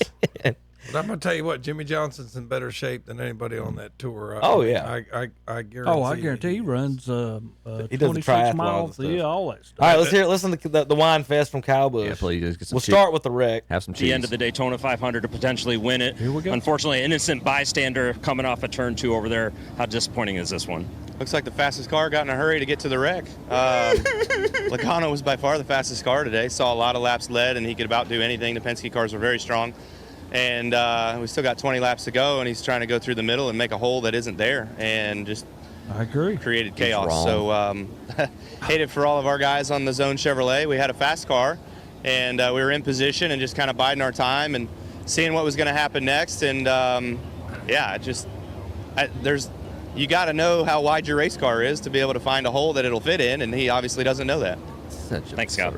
That's not. He's telling the truth. The hole was there. There was nothing there. Yes, there was. There was nothing there. If there's nothing there, why does Stenhouse have to move down to block him? Your guy tried to go through a hole that was never there. Yeah, if the hole wasn't there, why does Stenhouse have to come down and block him? Well, you're right. He come down. He took him away. Every driver because does there was that. the hole there. Every driver does that. The point is, once the block was made, the hole wasn't there, and he kept trying to go. And it's his fault. I mean, what are you guys arguing about? That's what I'm saying. There's nothing to argue about. Joey Logano doing something stupid. I mean, what are you guys arguing about something that's pretty obvious? I mean, that's what. It was only 20 laps to go, right? So you're not going to give up the track position near the end of the Yeah, race. you're not going to give it to him. I don't really follow NASCAR, and I'm smart enough to figure that out. He is a champion who is about like Blaney was when he won it. They sit back and want to cry because they think everybody's supposed to move over. He wasn't for the one them. crying. Bush was. Nobody's going to move over for them. It's not I-85. You don't just get out of the way as somebody who's faster than you. I mean, it's different. So, I mean, this seems like a moot point. I mean, of course, Bush. Do y'all teach that nowadays? The last few times I've been on 85, the people in the left lane are going like 55. And Well, you know just what, get out the way, Kevin, dude. what I teach them is like if you put them in the right lane, then they got to worry about that merging traffic. So I'm like, if you're hauling a camper or something, you probably, but still you got to worry about. So I put my drivers in the middle. Yeah. Yes, I put I mine in agree. the middle, and that way, all right, if he goes around you, that's fine. Don't go over there in the left lane. None of my drivers. Now I got a few girls that want to drive 90 miles an hour, but it's funny. These girls want to drive faster than the boys. I mean, it's like, I have to say, all right, hon, I'm trying to get home and eat dinner tonight. I don't feel like going to the hospital. They think they're invincible. But you're right. I mean, that's the way it's supposed to be. But you're trying to apply an I-85 mentality to NASCAR racing. That's just not the way it works. Well, let's listen, especially late in the race. Let's listen to Kyle Busch complain some more. I don't know. I haven't seen a replay, but got beat by NASCAR procedures again, just not being able to get back out on the racetrack. Did you feel like you should have still been able to work on the car? I have 4 flat tires out there, and we have these air jack systems in the car, mandatory by NASCAR, and the guy carries around an empty air bottle to plug up to the car. So couldn't plug it up so I could make my own return back to pit road. said I just wanted to push, so they decided for 3 laps to figure out how to hook it up to tow us back in. Towed us into a work area where our guys reviewed the car, looked over the car, didn't see anything massively wrong. All the wheels were pointed in the right direction. We put 4 new tires on it to go back out to basically see what the next process was going to be for us. And then was told that if you need to work on it and repair it, you got to go back to that place. But if you go back to that place, they park you. So what are we supposed to do to continue to work on it now that we've got 4 new tires on it and all the wheels are pointed in the right direction? Did they say maybe you didn't meet minimum speed, or had not gone green yet? It hadn't gone green. It hadn't gone green, yeah. Hadn't gone green yet. You can't meet minimum speed if it's not green. Were you and Austin just biding your time back there? You know, do you think you guys could have gotten those 2 ahead of you if things stayed the way they were? I don't know that we would have been able to get the 2 and the 12. Their pace when they would get hooked up together and pushing each other was the fastest we've had all weekend. So I don't think us 2, or even if we had a couple more behind us, was going to be able to go around the outside of them and drive by them. It was going to be a tough road to hoe. There you go, Terry. Mm-hmm. He's telling the truth. He should have 3 opportunities. He only had 1. And then, I mean, you know, they never really gave him a chance. And I don't blame him. After you asking me to do something, I'm doing what I'm supposed to do. And then there's no time coming off. I cannot get out there and go minimum speed because the whole race is stopped. Yeah. So what are you asking me to do? The rule says you can only leave the garage once to reach minimum speed. So since he left and never reached minimum speed, even though he came back when under the caution, It never was. He can't go back started. to the garage, and he can't go to the pit road for fixes in that situation, only fuel. So basically, they're saying he shouldn't have went back out there. Okay. Why don't you tell me that? If they're gonna have these nitpicky rules, there needs to be a judge or somebody down there to give the teams guidance. All right, guys. It's like golf. They got to go over. If there's something Rules wrong here, official. you call him to come. Yeah, I agree with that. You know? Yeah. We do have an announcement to make though. JP and Brooke. Hey, y'all. There's Wave. Brooke. Y'all 2 wave with the camera. Hey, there. Brooke looks just like She JP. does. She is doing JP's role perfectly. Look at that. Look at He her. taught her everything he knows. JP taught her well. Eat breakfast and look at my phone. But Brooke, you're pretty smile though. We like that. all right, let's part see if of she it. can let's see if she can turn her mic on and say hi. Hey, Brooke. Hi. All right. There you go. Yeah. Now turn whatever level you're on, turn as loud as it can go. Crank that thing up. All right, so did you 2 know that currently y'all 2 right now have more NASCAR Cup points than Chase Briscoe, and he drove in the Daytona 500? No. Did you know that, JP? You're 67 points ahead of Chase Briscoe right now. Really? I would have guessed that. All right, just making sure. I'm glad you guys. Do you know what points are, JP? Say again. I can't really. Do you know what points? He don't are? have his headphones on. He's just Do you know what points are? So I can't really hear. Okay. He does. No. All right. So anyway, thank you guys for participating in that segment. Chase Briscoe has negative 67 points right now, guys. He was just docked 100 NASCAR points. He had earned 33 in the race. And so everyone at this table, everyone listening to this broadcast, everyone watching this broadcast on YouTube is now more qualified for the NASCAR Cup playoffs than Chase Briscoe, driver of the 19 car. Weren't they fined $100,000 too? Yep. Bunch of people kicked out and suspended and all that other stuff. I was just wanting to brag about how we're leading Chase Briscoe right now in the NASCAR Cup standings. All right. Any other thoughts, Terry, on anything? We're in Atlanta this week. Oh yeah, another great race. Mm-hmm. They're not I letting them. love Atlanta, man, too. They're not letting them practice, and drivers are complaining about that. Weather? Nope. Why not? NASCAR. What else they got to do just to make the rules everybody, up as make they go. everybody mad? All right, we'll be back in a few minutes. KDCBroadcasting.com. Start your engine! The green flag is out at Atlanta Motor Speedway. The intensity is on right here. It is 2 wide for the first 3 rows. 3 wide middle goes the lab machine of Bubba Wallace. Big time push from Bubba Wallace to Kyle Busch. Wallace looks inside. Busch right up to Blaze Ripper.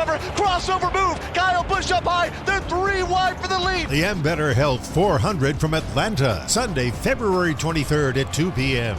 On Carolina Country WCSL, 92.9 FM, 1590 AM, online at kdcbroadcasting.com.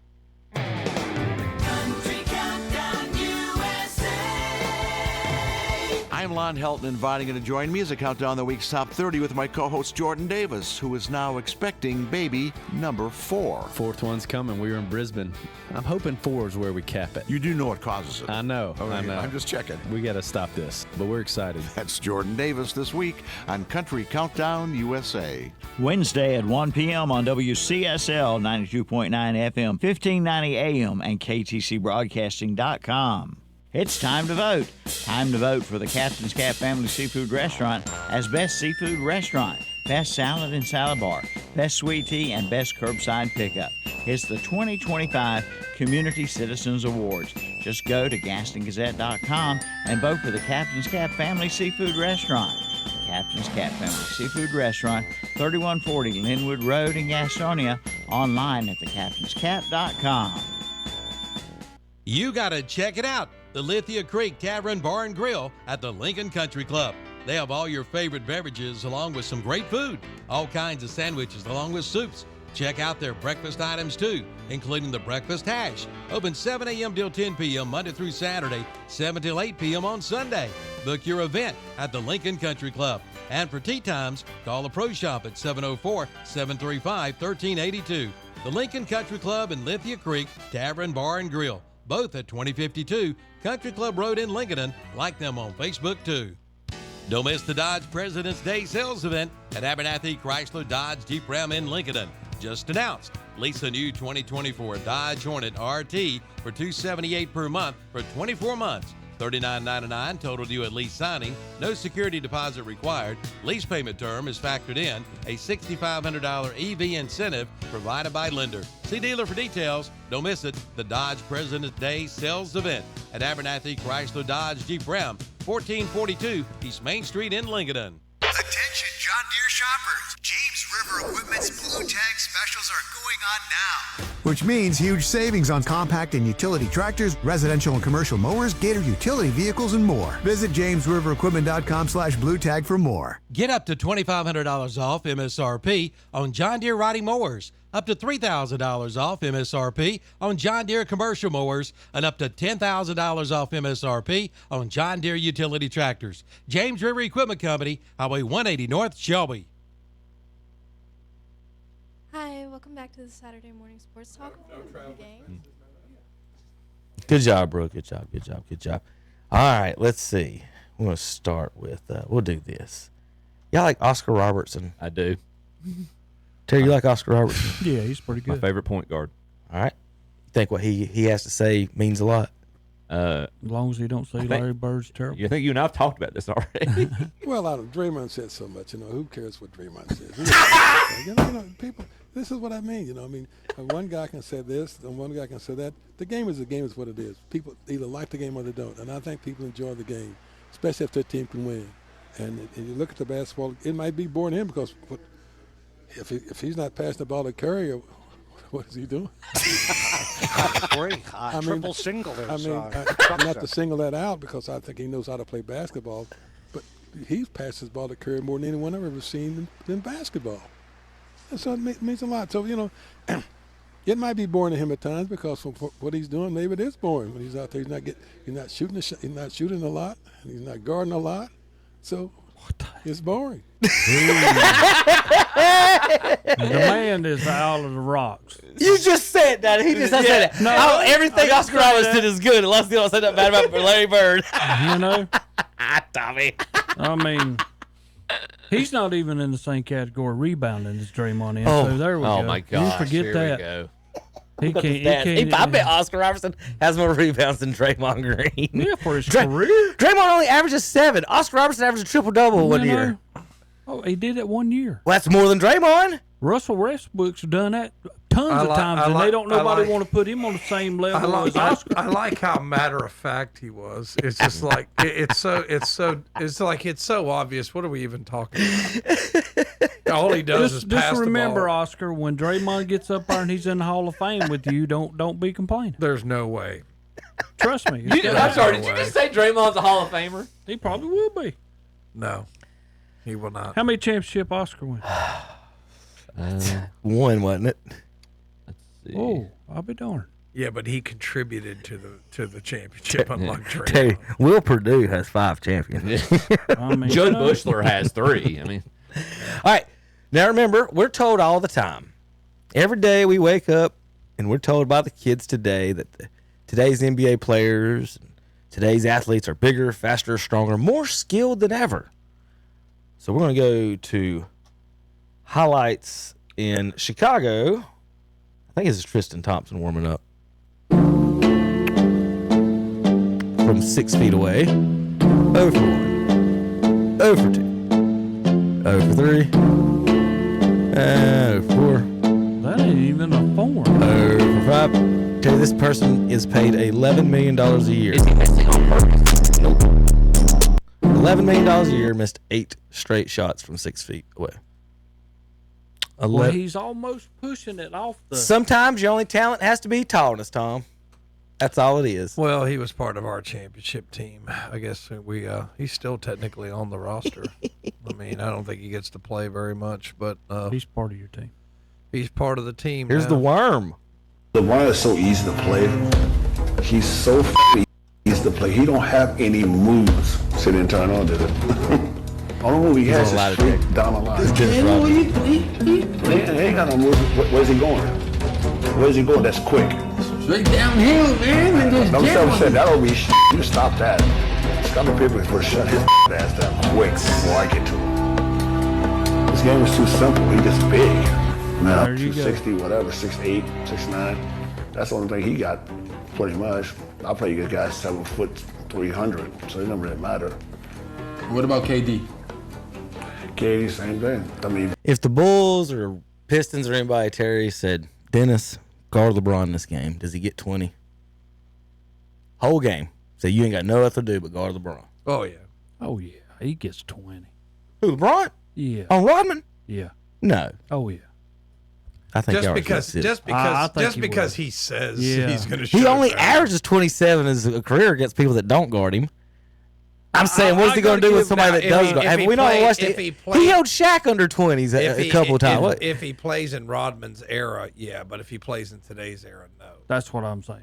Because I mean, his whole 3-point shooting is good now. Well, not only that, but you couldn't play defense on him today because everything would be a foul. That's why he drives in like he does, and then he cries to the refs. I mean, that's all he does. But here's your most career 40 points games. LeBron had his 79th this week, tying Allen Iverson for 6th all time. Elgin Baylor's at 5, James Harden 4, Kobe 3, Michael at 2 with 173. And Wilt Chamberlain, 271 40-point games. That'll never even been sniffed. That'll never even, nobody ever get. Just out of curiosity, I had this was brought up to me at a game I was working this week. Your top center of all time, your top 5 or number 5 position. Who would you pick? If I'm playing against and not caring who you pick next. Yeah. No, just who's your best center? Akeem Olajuwon. Okay. Terry? If I had to pick a center? Yeah. Oh, God. Probably Bill Russell. Okay. Tom? I got to go with Wilt, man. Okay. Yeah. All right. Let me ask the 3 of y'all. Wilt or Shaq? Wilt. Oh, Wilt. I had a bunch of millennials sitting here trying to tell me I was crazy for bringing up Wilt versus Shaq. Wilt might be. Look, if he was around today, like, we're talking like, that's Dwight Howard basically playing in the 60s or whatever. Like, we're talking about one of the best athletes ever. Yeah. He's a high jumper and like They're saying Kareem is a black belt, by the way. Yeah. they're saying Wilt was too thin that Shaq would just muscle him inside. Oh my gosh. These people have got what did we do in society where we announced that Shaq was the greatest thing ever. Because he's on TV, Kevin. Well, we he's watched on TV. I watched Olajuwon smoke him. I've got the. I watched Yao Ming play him to a match. Play him to a don't let me draw. don't let me bring up Greg Ostertag and Ben Wallace. Ben Wallace is 4-0 against him in the playoffs, and he's Rodman size. Yeah. So we talk about will Rodman guard anyone? Real quick on the Jordan thing, the 40 points. He was more likely to score 40 than he was to get under 20. 173 40-point games, but 146 under 20 games. The reason why people think the players today, because there is so much more footage on these players, you can cherry pick more of their best moments. That was the thing too. That's all it is. They said there's no proof he actually scored 100 in a game because it wasn't. He said they're saying there's a big conspiracy on that he didn't. If you had the amount of footage on Wilt Chamberlain as you do the people today, you just don't have it. I mean, and it's just like you can cut out all that, like that one that Kevin showed where LeBron bricked 3 in a row and then nobody was scoring. That doesn't get on your Instagram reel. What gets on your Instagram reel is a dunk or a 3-point or whatever. I talked to them. It's all media framing. I was talking about my all-time starting 5, and I talked to them about I might potentially move Bill Russell down to the 4. And they were like, they said I was crazy for choosing Bill Russell over Kevin Garnett or Tim Duncan. And I was like, I mean, those are both really phenomenal players. Don't get me wrong, but I'm like, that's not a bad choice. I'm not a Duncan fan, so you'll never hear me I just. Chip, what year? Let me put it this way. What year were you born? 82. You are a millennial. So barely. And just want to go ahead and tell you, you're a millennial. The whole Duncan Robinson and all that stuff bothers me. How Duncan keeps getting rated so high, when if they played 1-on-1, Robinson's winning, and I'm pretty sure everyone knows that. And here's the thing: let's say they switch their career timelines, okay? And Duncan plays with Avery Johnson and Vinny Del Negro and Danny Ferry. Does he win 4 championships? Don't forget Sean Elliott. And if David Robinson plays with Manu Ginobili and Tony Parker and Kawhi Leonard, Danny Green, does he win 4 championships? If the timelines are reversed, I don't even think. So the whole Duncan thing, like I said, they go to the Olympics. Ginobili beats him and LeBron on the same team. And David Robinson plays as a 4, not a 5. What? That's Duncan Blasey was a 4. Well, he was a center, and he wanted to be claimed the 4 because he didn't want to be compared to the other centers. So he wanted to be called the greatest power forward of all time because compared to the other centers, nobody would think that because you're second place on your own dang team. That's what I'm saying. So flip, like you said, flip their careers. Let David Robinson play the 4 instead of the 5 too, and see what he does. Oh well, yeah, if he had a center like the whole time, but the whole Duncan thing bothers me. I'm not saying he's not good. He's like Karl Malone to me. Like they're both very good, but I'll take Barkley and some other people and a bunch of other centers over all with Karl Malone and Tim Duncan for anything. Like okay, you bring Tim Duncan, I got to keep Olajuwon. Okay, like that's what I said. That's why I picked Olajuwon. Yeah, and because not only can he defend everybody like Russell, he can score like Wilt. So there's nobody you put out there that I would walk out there and be like, we're in trouble today because we got Akeem and you got somebody else. Yeah. Like if I got Shaq, my center can still get 30. Yeah.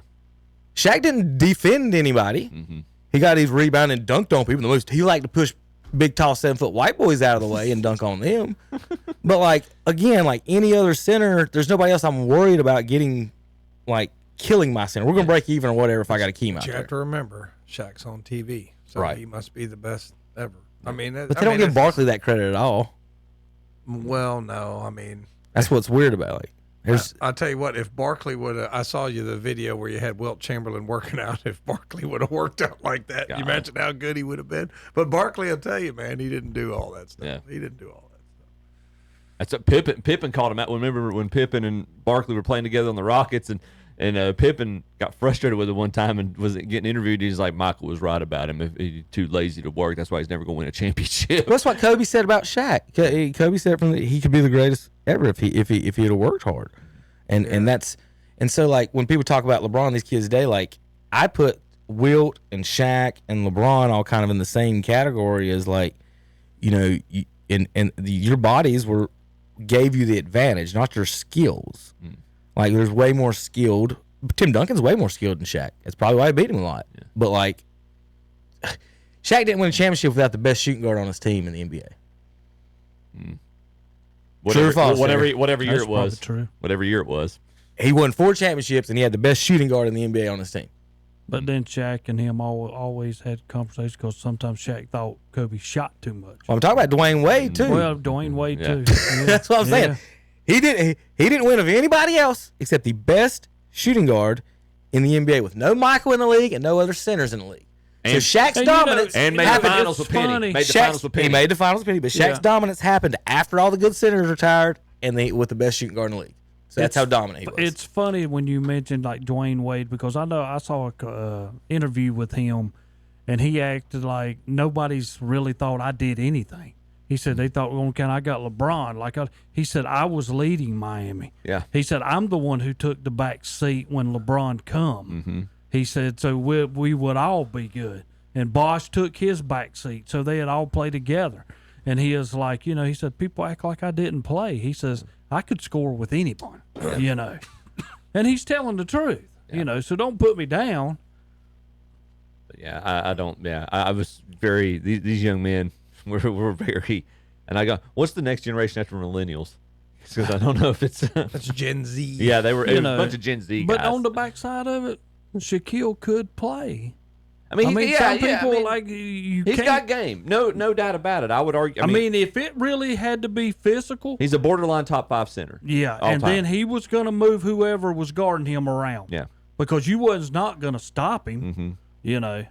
But I mean, I put Wilt. Wilt's my. I agree with Tom. I do Wilt. I don't think Bill Russell's a bad selection. Akeem is arguably maybe the greatest all around center of all time. But I don't put Tim Duncan down. Tim Duncan could play. I mean, yeah, that's the thing. But it's a difference in saying the greatness of these icons versus are they the best at what they do. That's the only reason when we speak of Shaquille, I think of what he would do if you pissed him off. Because you're not going to stop him. If you got him motivated. Yeah, and the best thing you're going to do is foul him. Make him go to the free throw line to beat you. You could stop him if they're calling charges and walks, which they don't. Yeah. Don't call. Yeah. All right. Well, All-Star Weekend, Terry. I've got some, quick thoughts on some of that. The dunk contest. Here's how I'd fix it. How about require? Saw the boy dunk over a car. That was kind of cool. Yeah.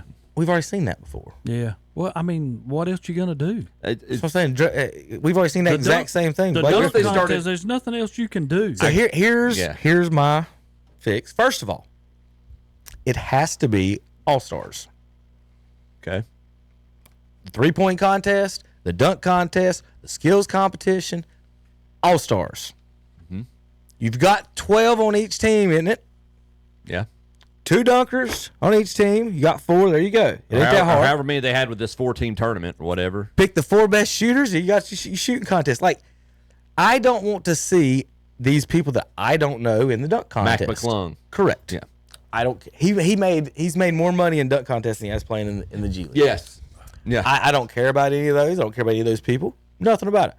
Until I want all stars. And then, Terry, like you said, we've all seen these things before. How about turn it into some type of like a horse or pig competition to where I do this dunk, you have to do it. Whoever gets the higher points, you're out. Some type of head-to-head, like I'm doing something. I'm jumping from the free throw line. Whatever. Something more than just like you said, hey, we got three random judges, 2 of which have never dunked a basketball before, but they probably should be judging. Like, why is Lisa Leslie judging anything, or whoever it is that's never dunked a basketball? Why I shouldn't be judging the dunk contest. But put people, well, you got David Thompson over there. That's a good judge. I'd probably, things like that. But I want all-stars. That's my number one. And then you fix the rules everywhere else. All stars. Pro Bowl, the skills competitions is the guys elected to the Pro Bowl to do it. They're so stupid too. These things used to be fun and good, and then they don't care. Well, people they used to care about them. Now, fixing the All-Star game, Terry, you have to go. And I hate to say this, Major League Baseball might have got that one right. The winner gets the finals freaking home court. Yes. Or the only other thing you could do, $200,000 to the winner, nothing to the loser. Yeah. I want to know who picked the teams. How was those teams picked? Did the coaches select them? Did Chuck and How Shaq in the world select? did Shaq get all of them guys on one team? Or maybe I think they call it the OG team. So maybe it's based on years. I mean, I don't care who picked them. Chicago had the best team when they even put them out there. I mean, you had the shooters and you got to score. So you got the best shooters they are in the NBA on your team. I just do East West and if you want people want people to care, and I read a report. The finals. I read a report, and I don't know. It might be a little swayed, but U.S. versus the world. I don't care that much. Why can't we do East West? Okay, I just like what is that? Why have we changed that? That's what I'm saying. Like what was the? Because they weren't caring. Well, they don't care now. Well, but the one thing like. They care about money. They don't want to get hurt not getting paid. Jokic and Giannis both made the argument. They're like, if I was playing against the U.S., he said, I would care. I'd want to prove myself. I mean, they probably would. The Europeans would, but like, I don't know. I like the whole East-West thing. Hey, we're playing those guys, and these are our best. And sorry, Tom, I hate it for you, but like the 4th Cavalier probably shouldn't be on the All-Star team. I mean. Not even Cavalier. Whatever team it is, you probably shouldn't have 4 or 3 is probably even with the Chicago Bulls. Like let's say you got Pippen and Jordan. Like I don't want to add a 3rd one. Like I don't think any of the rest of them need to be out there. So they separate, I think, by years because like Shaq, they call them the OGs, and then Kenny's was the young stars, and then who was that? And then Chuck's was the global star. Just play East West. Pay one a significantly more amount of money. $500,000 for the winners, $100,000 for losers. Whatever the difference is to make them try, because that's what's going to make them try. Yeah. If I'm going to get $1 million, you tell me the NBA can't afford $12 million for the winners? Come on. They're giving you $500,000 if you win that preseason tournament there. Well, then there you go, $1 million. Good call. All right, here's you talk about the OGs. You got one of the best players in the NBA. Jimmy Butler for the Warriors here warming up. It just goes to show you how good some of these old fellas used to be. This is him trying to get a shot off on Jerry Stackhouse. Nope. Try him again. Nope. Jerry don't try to block him. He gets it off. But like, people don't realize, Terry, like, yeah, I can shoot, but not with a 6'6" guy in front of me playing defense. People don't get that a lot of times, is that the defenders has a lot to do with how well you shoot. Like Steph Curry, unguardable, could probably shoot, 80% from 3 or 70, something like that. But like somebody on him, he shoots 40, so like, in a game and stuff. But that's just crazy. Just Stackhouse, old retired coach. Jimmy he can't even get it close to all. Did you see the text I sent you into the week about Charles Barkley's quote? What did he say about load management? He's like, wait a minute, you gonna make $70 million a year and you can't play basketball 3 or 4 days a week? They fly private. They got the best medical staff ever created. People working the street mill every day, or people working in the steel mill every day. I'm pretty sure they're tired too, but they go to work every day. I got here's a proposal for someone on the NBA or basketball in general. See what you guys think. This is like a softball rule. All right. Teams are only allowed to shoot 25 threes per game. Kevin, that's dumb. That's what I'm saying. This guy says, limit. This is Eddie Johnson, former NBA player, Terry. I don't care what he says. I would love the NBA to rule to allow only threes 25 times a game, and then we can watch the beauty of basketball return. Well, nothing like a basketball offense using all 5 players running 94 feet, leading to eye-pleasing fast breaks. Just get rid of the 3-point line.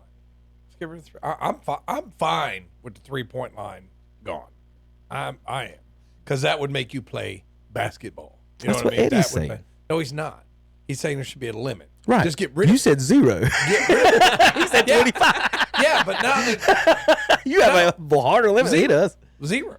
No, I mean, just get rid of it. I would love to see him put the 3-point line like cut your off suggestion. the corner, because that opens up the post play and cuts off like just the idiot standing in the corner not doing anything. Yeah, but you would he's trying to say you would get better you would get more entertaining basketball than doofus out there. Poor Zinga, 7'6". That's what I'm saying. Like, you have LeBron drive or whoever drive the lane, and then you got 2 guys sitting in each corner. if they're sitting in the corner, that 3-point line's there.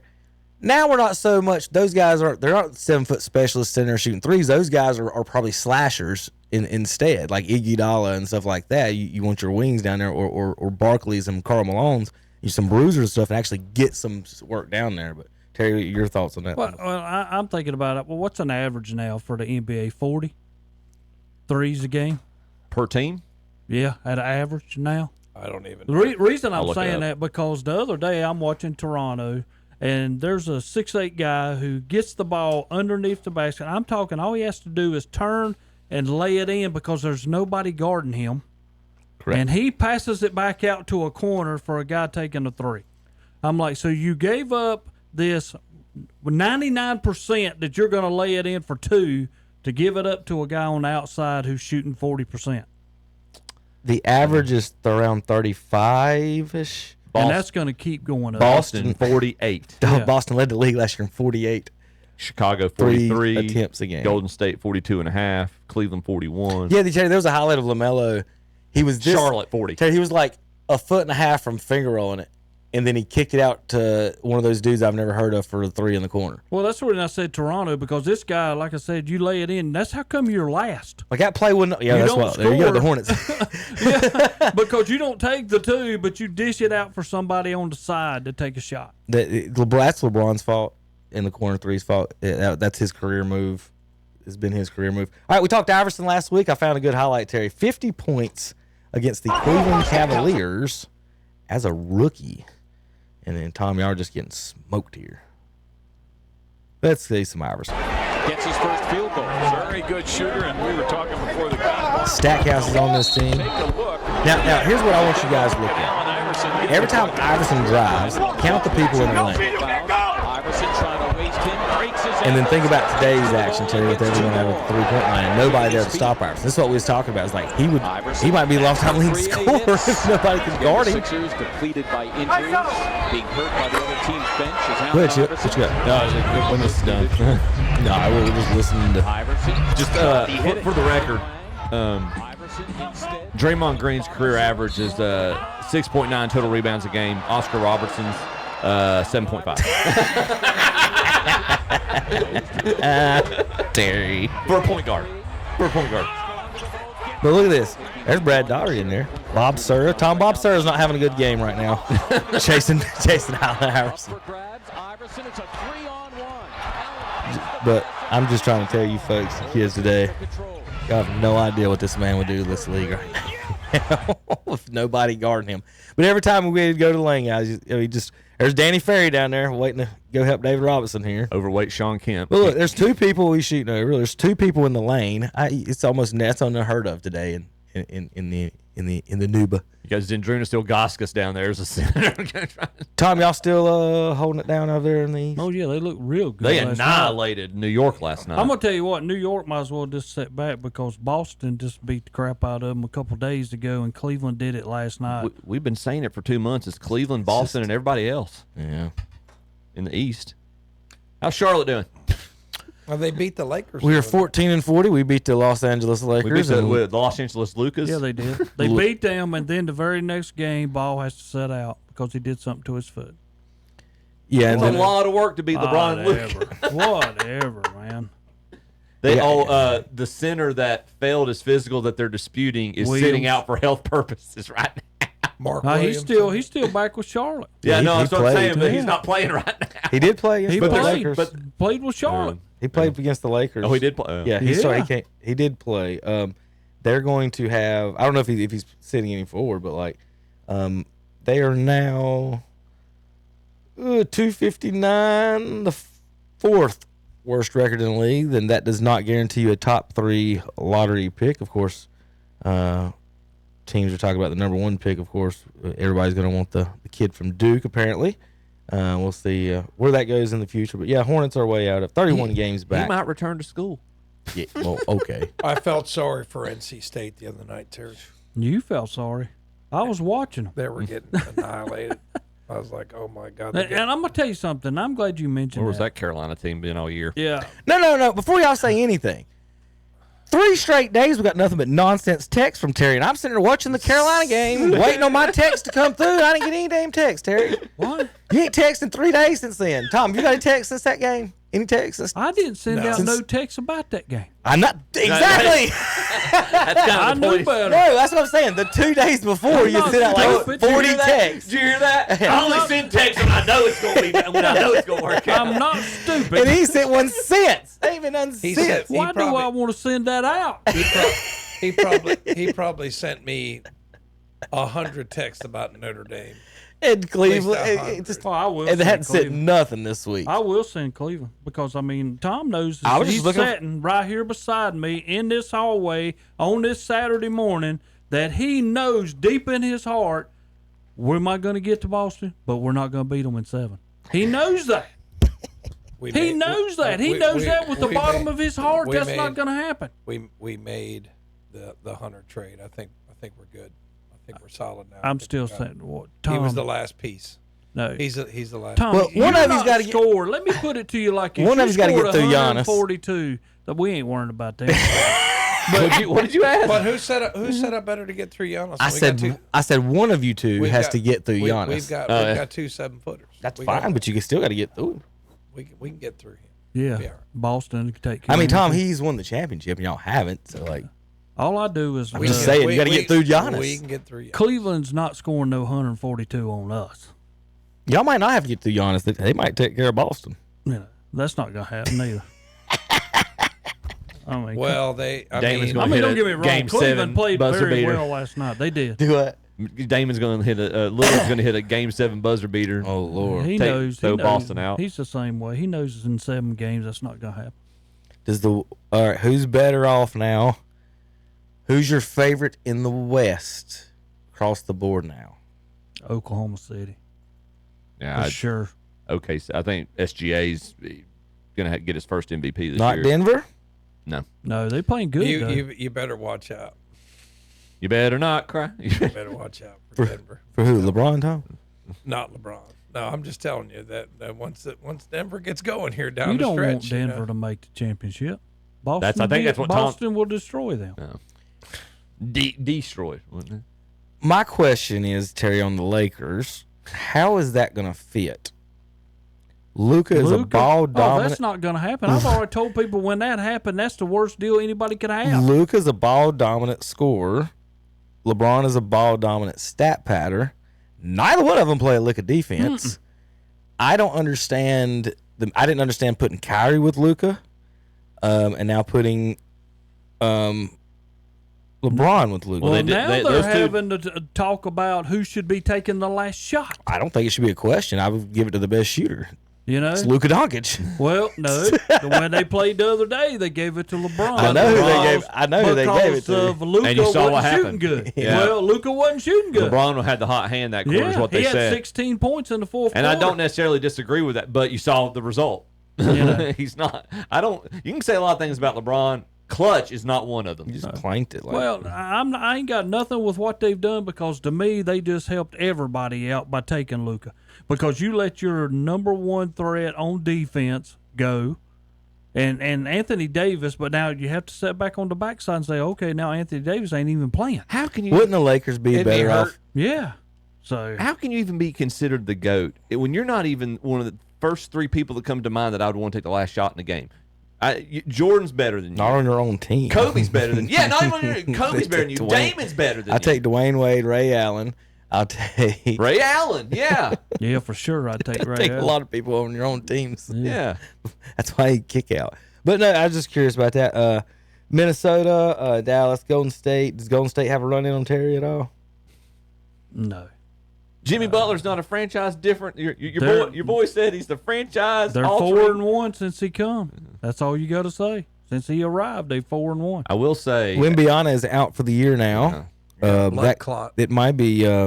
He's done for the season. Yeah, for sure. This is what ended Chris Bosh's career. I'm just telling you, anybody that big's like Yao Ming, there's just because a body's not supposed to be like that. That's what they're talking about. Is a lot of tall people that tall get this type of thing. Bosh 6'11" had it, and then somebody else. Lonzo Mourning had it. Somebody else did too. And is it career threat? It just happened. It can be. Somebody had it last year and got it fixed. And I can't remember who it was, and they've come back and played, but they're shutting him down for. It's in his left shoulder, I believe. Yeah. So they're going to shut him down. You're for not the year. supposed to be 7'6", man. You're just. Well, let me tell you another thing too about the situation there. Fox is not good for Dallas. I mean, for San Antonio, because him and Wembanyama, it's like two different levels. One dude's as irate 150 mile an hour. Fox is. Well, Wembanyama cannot move that fast. He can't get up and down the court. When they played Boston, Wembanyama was just absolutely dragging. There's no way he can play in the same league with that guy on the same team. Well, how'd you like Chris Paul getting him to cheat in his first All-Star exhibition? Chris Paul's nothing. He's just slime. All right, we'll be back in a few minutes. We got baseball and football to talk a little bit about. KDCBroadcasting.com.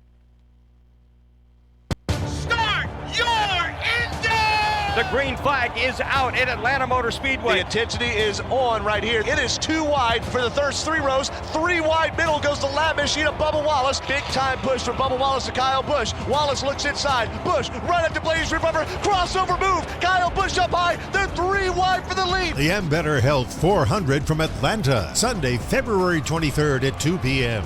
On Carolina Country WCSL, 92.9 FM, 1590 AM, online at KDCBroadcasting.com. Be ready for grass cutting season with a stop in at Boyd's Tire and Appliance and Boyd's Lawn and Garden in Clover. Only a short drive for big savings. Check out their line of Aaron's, John Deere, and Gravely mowers. Get 0% financing for 36 months on a new Gravely mower, but also special discounts on Gravely stand-on equipment. Plus Echo and Steel chainsaws, trimmers, and blowers. That's Boyd's Tire and Appliance and Boyd's Lawn and Garden, 124 South Congress Street in downtown Clover. Online at boydtire.net. For 5 years, Final Plunge Plumbing has won the prestigious Community Choice Award for Gaston County. Final Plunge Plumbing is a full-service plumbing company, including water and sewer main repairs, water heater replacement, with names like Ream, State Select, Renai, and Navion. They provide upfront pricing, so there's no surprises when you get your bill. First-time customers receive 10% discount up to $500. Choose the best. Choose Final Plunge for your next plumbing job. Call 704-860-5589 or find them online at finalplunge.com. With over 30 years of experience, they do it all at Zeus Auto Repair and Performance in Lincoln. They promise that you'll be completely satisfied with their work, from an oil change to brakes to a North Carolina state inspection. And now they have 3 licensed North Carolina state inspectors, so you don't have to wait. That's Zeus Auto Repair and Performance. 1122 South Aspen Street in Lincoln. Open 8 to 5 Monday through Friday, 8 to 12 on Saturdays for inspections. Online at ZeusAutoRepair.com. Listen up, Shelby. In just 15 measly minutes, you can be a Tri-City Outdoor Power Equipment in Forest City. They are a Bobcat dealer and have a full line in stock. See their full line of mowers, including Bobcat, Toro, and Spartan. And they are a CID authorized dealer, now offering skid steer and excavator attachments made in America right here in North Carolina. Year-end pricing has been extended through February at Tri-City Outdoor Power Equipment, 221 Daniel Road in Forest City, this area's premier outdoor equipment destination. You know, spring is just around the corner. Sea Acres Enterprises in Cherryville for your new carport or garage. Keep those spring and summer rains off you and your vehicle. Come in now and you'll have your new carport or garage ready for spring.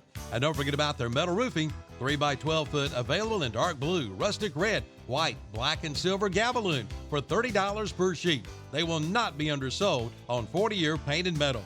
Acre Enterprises, 1220 Shelby Road, Highway 150 west of Cherryville, right across from Food Line. Online at acrecarports.com and like them on Facebook too. Welcome back to Saturday Morning Sports Talk with Kevin and the gang. I saw Brooke's face looking over at she had such a soft voice. I thought it was another commercial, actually. So we got to get you to record some commercials, Brooke. You got such a sweet voice. I was just listening to whatever commercial it was. Wait a minute, that's not it. I didn't hear any music or anything. But, this is that blank commercial. Welcome back to Saturday Sports Talk. Terry, I'm going to read you something. I'm going to see if you can tell me what this means, okay? All right. I'm listening. And tell me what language this is. This batter had a 140 minus OPS plus last year, despite what would have been an all-time unlucky 194-BAPIP. He struck out less, walked more, and according to the new StatCast metrics, was top 10 in bat speed. But you guys got to quit disrespecting this guy. Does that make any sense to you? No. First of all, I would say, can you repeat that? All right, let me say. Let's try this. There's what's 30 times 30? 900? There's 900 baseball players in baseball. Can you guess which baseball player they're talking about? Oh, now you're asking me to guess. Is he from the Yankees? What baseball player would they be making up stats no one's ever heard of to prove how good he is? Oh, Mike Trout. That's all you had to say. My response was to this guy, you'll never see a Mike Trout lover use real stats. Always advanced metrics every time. It's like every time. How many RBI did he have? What's his slugging percentage? Yeah. Why don't we just use batting average? Why don't we just use what's the Triple Crown? Batting average, RBI and home runs. Well, let me put it to you like this. If I'm sitting in a box and either Tom or Chip come up with some crap like that, first thing I'm going to say, and on to the next batter. I have no clue what they were just talking about. Today's GOAT just announced that he'll be moving to right field full time. So I've always told you he's not a center fielder because he's not, and they finally moving his fat butt over to right field to play. He's in a commercial with Griffey this week. If Zach saw that, he's going to faint. Like, there's nothing that man does better than King Griffey Jr. except strike out. That's it. The only thing that man has ever done better than King Griffey Jr. is strike out way more than him. And Griffey struck out a lot, to be honest. But it's just insane. The Griffey stuff, they've got to stop that. That dude was, if Bonds didn't hit 73 homers, Terry, would we not be still talking about King Griffey's greatness? Probably. You're probably Bonds stole. He's mad about McGuire and them stealing his shine. He straight stole King Griffey Jr.'s shine because nobody sits there. Do we ever talk about King Griffey Jr. anymore? Anybody talk? Is he? Everyone in my generation, Chip, is he not the best overall baseball player we ever saw? In the 90s, I would say, yeah. All I know is Barry Bonds was using a glove big enough to catch a tuna in out there with a strawberry basket, Tom. Out there, But his eye of the ball. He's got a great. Him and Tony Gwynn had the best eye. Bonds even before steroid. Bonds with the Pirates gave him a run for his money. So you know what? So Bonds, I'm not saying nothing about that, but what I'm saying is that King Griffey Jr. has been his greatness has been stolen. And Griffey was a better defender than Bonds. Oh God, yes, Griffey might be the best center fielder ever defensively too. Like, what are we talking about? So like, the thing about that though, Bonds upset about them taking his shine, and Griffey kind of got his taken away on that. But like these guys, Griffey's the one who brought that to light. Terry, if you'll look at all the good hitters, the lefty-handed hitters, if you remember, Bonds had that super protective gear on his arm, and he would stick his head in the zone. If you look at Pete Rose, look at Tony Gwynn, all of them have their heads pretty much in that. Their heads are almost in that top left corner of the strike zone. All of them are in. Their heads are in it. So it's something you might want to look at. Those guys with the good hitters, their heads are almost in the strike zone, and Bonds was in that, and then he had that protective gear on, and then he started doing the Royals to get that extra 40 feet of home run in that 1 year. But I'm saying if he would have just hit like one, if he wouldn't have broke McGuire's record, we wouldn't be talking about how awesome Barry Bonds was. But that was a really good year. He almost broke it, and he did it. But since he broke it, now we're talking about how Austin was and not King Griffey Jr. at all. Is that not making any? Makes some sense that we don't even talk about Griffey in that sense. He had like 3 or 4 straight 50 home run seasons. Yeah. Trout had 1, 2, 3, 4, 5, 6, 7. The most strikeouts King Griffey Jr. ever had in a year, he twice had 121 strikeouts. Mike Trout's had 7 seasons where he's had more than that, including a season he had 184, led the league. Yeah, people used to complain about Griffey striking out too much. I remember that, and it was only 120. He hit 56 home runs back to back. Well, Chip, my stat, Tom, you talking about the Triple Crown there. Chip, my favorite stat has always been, you got Mike Trout stats up there. 300, 30 homers, 100 RBIs. Mm-hmm. Pujols did that like 10 straight seasons. Yeah. Mike Trout never did it once. Yeah. So there's your Triple Crown, and we're talking the Triple Crown stuff. The Griffey stuff, 49. It was 49, 56, 56 of 48 in 4 straight years there. Then a 40 before, to 48 and 48 behind it, and a year of 17 in it. So 1, 2, 3, 4, 5, 6, 7. 7 out of 8 years he had more than 40 home runs. Has he ever played in a playoff series? Griffey? No. Trout. One. He went 0 for 1, struck out twice. 0 for 2. No, 0 for 2, struck out twice. Was that like a one-game play-in thing? You know that the Major League Baseball, I think it was a 3-game series. I may have been. I may be wrong on that. How's he only got one at bat? No, it's like here. Pull it up. You on Trout? It's got his. I get to it. I couldn't. I'm trying to get to remember the exact. I got to get my Google machine up. I always forget that. It's sitting right in front of me. I know it. Postseason batting against the Kansas City Royals in 2014. That's it. Lost 0-3. 3 games, 15 plate appearances, 12 at bats. Had 1 hit. 1 hit. 1 home run. It was a home run. The greatest player ever had 1 hit in 15 postseason at bats. Batted 083. I can't make much of room to talk. Our Chip, he has 1 more hit than everybody at this table in the postseason. What are you talking about? He's the greatest player. Pete Rose ain't in the Hall of Fame. Terry Barry Bonds ain't in the Hall of Fame. Mark McGwire ain't in the Hall of Fame. But this Joker's the greatest player ever. Has 1 hit in his career. I was going to say Judge hadn't done much better in the playoffs. I guess he's got more than 1 hit. I was getting ready to say him or Ohtani, either one. Ohtani's like 23 years old, Terry. I'm sorry. Neither one of them didn't anything last year. What do you have against? What do you have against Ohtani? I ain't got nothing because he's against not him. American? I'm just finding when he mentioned Judge, I brought up Ohtani. Ohtani didn't do nothing last year neither. Terry, your xenophobia. He did win a world championship last year. Well, no, his players won him a world championship. He won of which he has won. He won nothing. Nobody can hit anymore. MLB teams hitting at least 250. Nobody. All of them were in 2006. Only 6 teams last year hit 250. That's boring game. That's embarrassing. I mean, it's just. What are they going to do in 10 years when these Hall of Fame numbers come up, and they're trying to tell you these guys batting 220, and then look at me, Terry, and say Ozzie Smith couldn't hit. Yeah. It's just. Ozzie Smith's getting to be a better hitter every day now. Well, you got too many baseball daddies out there. Take the first pitch. I mean, it's just stupid, man. It's just their approach. And I remember when Willie Greens was out there talking to me about his son's batting. He goes, son, once you I'm talking. He said, once you go 0-1, once you're 0-1, your batting average drops like 50 points. So why are you taking a strike? Why would you not? Because that okay, right here, baseball daddy, take a strike, son. Go ahead and get You're behind in the supposed to. count.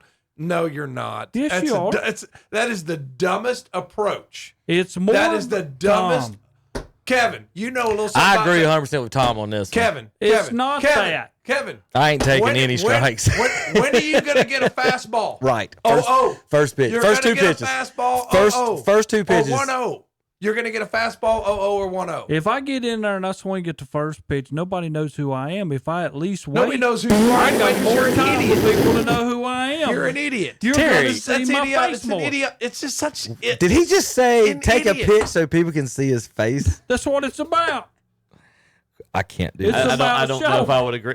That is definitely not the reasoning I would use, Terry, to try to justify my argument. I mean, come hey, on. Chip, I got one for you. How about putting your head straight in the strike zone? How about Don Mattingly? There you go. Look at it. He's buried down in there. That was before the back injury. I bet his head and hands are right on the edge of that strike zone. I will say that if you get up on that plate on me like that and take away my slot, you better be swinging at that inside pitch or it's a strike. Oh, I'm calling everything on pitch. I agree with you. Everybody that puts his toes on that white line, if the catcher catches it, I'm calling it a strike, boys. There was a guy. Don't dodge out the way. Then I called it inside strike. He looked back at me. I said, "Get off the plate." He said, "What?" I said, "Get off the plate."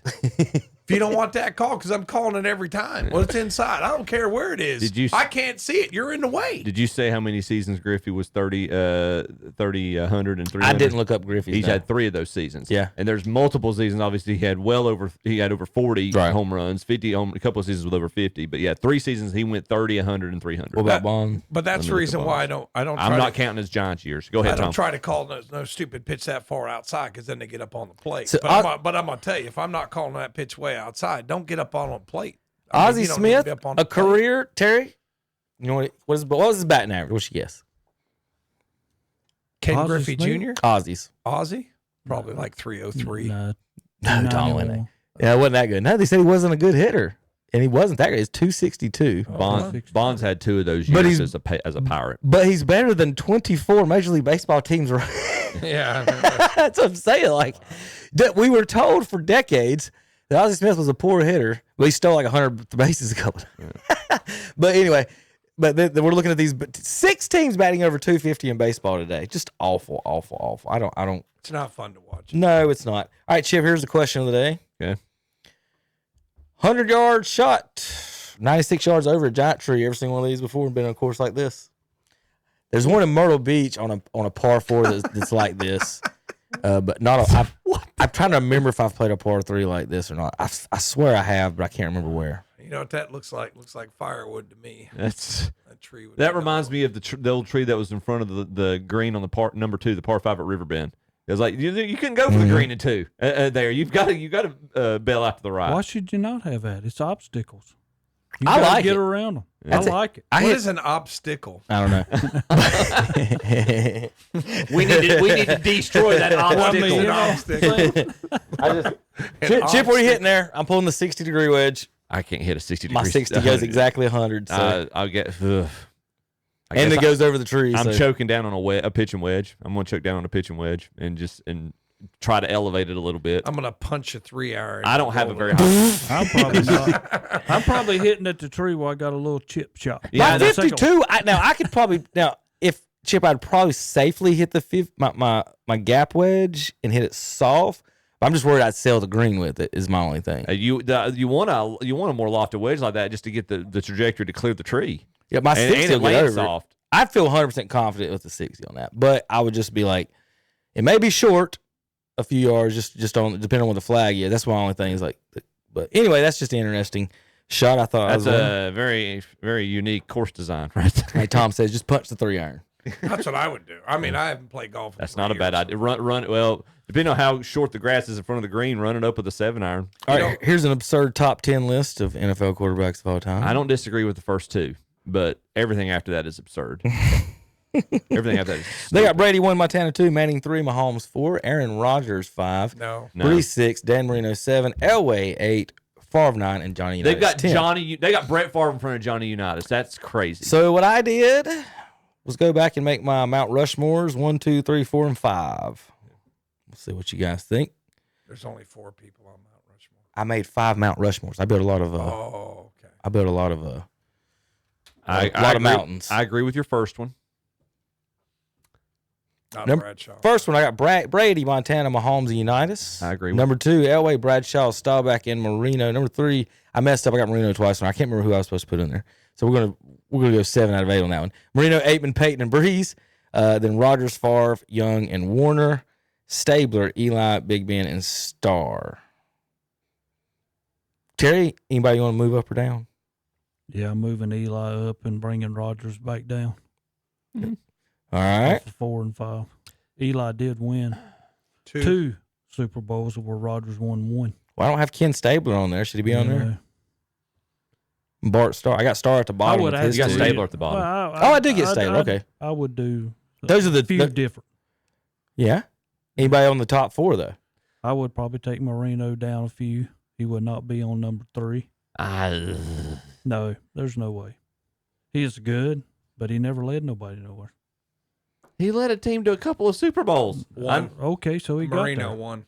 So he got there. The year before is David Woodley. Is that when they played the Niners? Okay, sorry. I thought the year they played the Niners. No, they played the Niners. It was Marino, wasn't it? And then 2 years before they played the Redskins. Okay, you're right. You're right. It's hard to take away from your and top. they were last in the league in passing. Except then Marino's they drafted just Marino. too high up. Yeah, that's why they drafted him. And remember, they wouldn't have got Marino, but there was all the cocaine allegations. Well, yeah, that's how they fell to that. Have you watched that 30 for 30? That's the best one. From Elway to Marino about that draft. Oh, it's phenomenal. Oh yeah, it's been a while. I love that one. That's I'm my sitting favorite here one. trying to talk and everybody talking in front of me. I'm sorry. Were you saying something? Okay. We're sorry. We're obstacles. We're obstacles to your thoughts. What was you gonna say, Terry? What was you gonna say? No, I just got cut off. I don't like being cut off. Oh my gosh! What a baby! That's so sad. The children in here. How about you? No wonder Kyle Busch and Draymond are your favorite players and Chip. favorite drivers. a 661-yard par 5, and this guy got there in 2. Driver. Poltergeist, whatever his name is. Pot guider. With a shot 2 off the deck, driver off the deck, he hit it 323 onto the green. What does he do? He's the LIV guy. I think he parred the hole. Oh, of course no, he I'm did. just playing. I don't know. No, he played. This is at the Mexico Open. This is on the tour today. So yeah, this is you're gonna have to. He's 4 shots clear right now, but there's a lot of golf. 661 yard, 189 miles an hour. Wow. Yeah. Par 5. Get out of the way. You would be dead. Yeah. That ball hit you. It would kill No faster than a race car going. Daytona or Talladega. So you're going to stand in front of a race car going in Daytona or Talladega? That would be funny seeing somebody hit a golf ball at the same time as a race car came by. Which one got there the quickest? Yeah.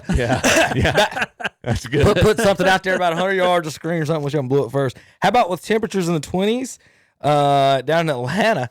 Cup garages are heating their garages this week because of they want to get the engines messed up overnight, and the engine builders are down there putting in propane tanks and everything else, heating their little areas, keeping all the oil from, I guess, goggling up back here. Oh, Tom, I got something for you. I forgot about this. Oh, we forgot. This is funny. Tom's favorite quarterback this week talking about. Oh my God! This is talking about Tampa Bay. This is awesome. I got to send this to Andre. I'm going into the Bucs facility in the middle of COVID, training my butt off, like knowing that the world is shut down.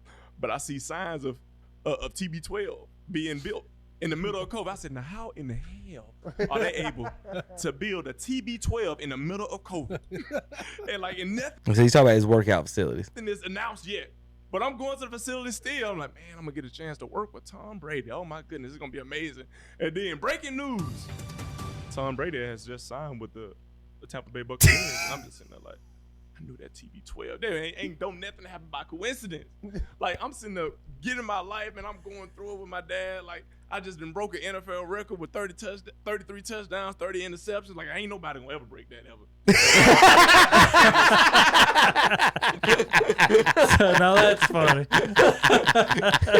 That's funny. That's a good. Hey, everyone's proud of the only records they have. Okay, that's right. I'm pissed the state put Bessemer back in the conference of Shelby over here. I thought I was going to have that one for a while. They got to.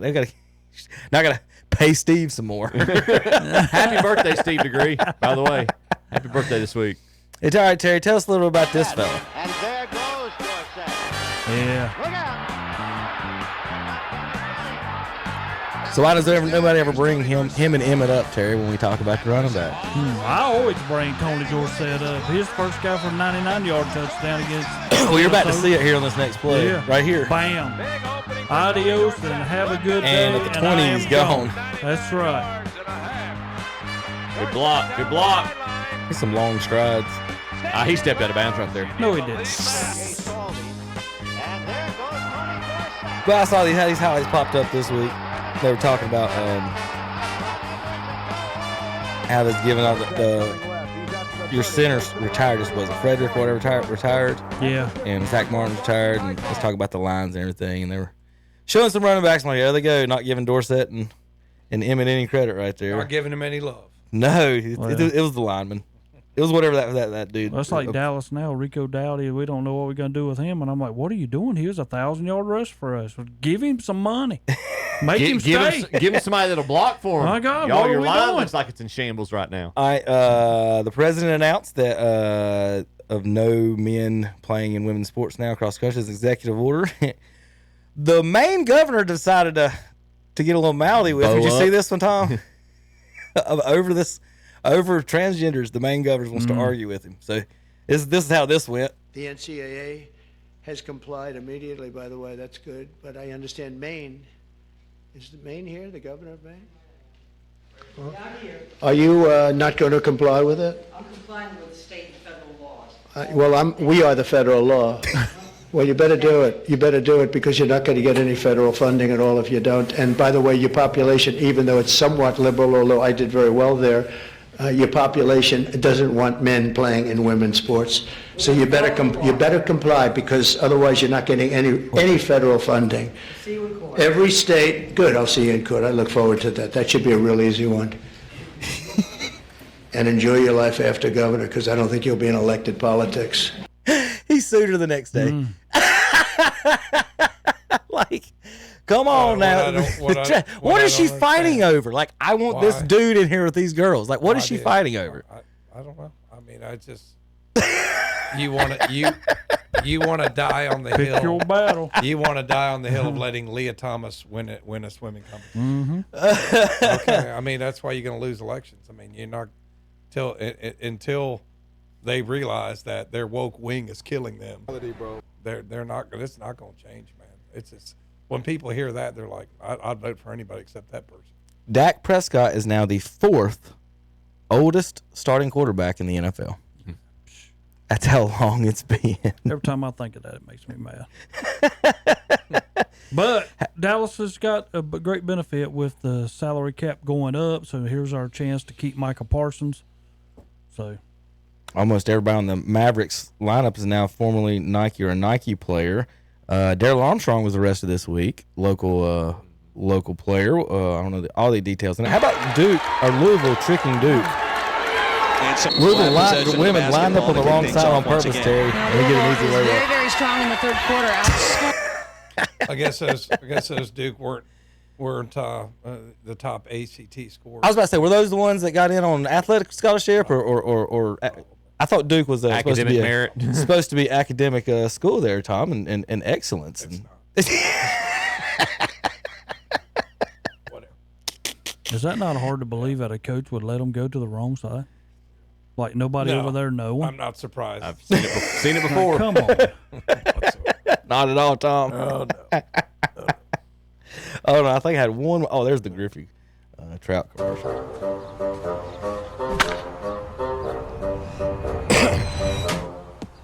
I know that's fake. Dang. That swing is almost as good as mine. Yeah? You think you still got it? All you. See what you got.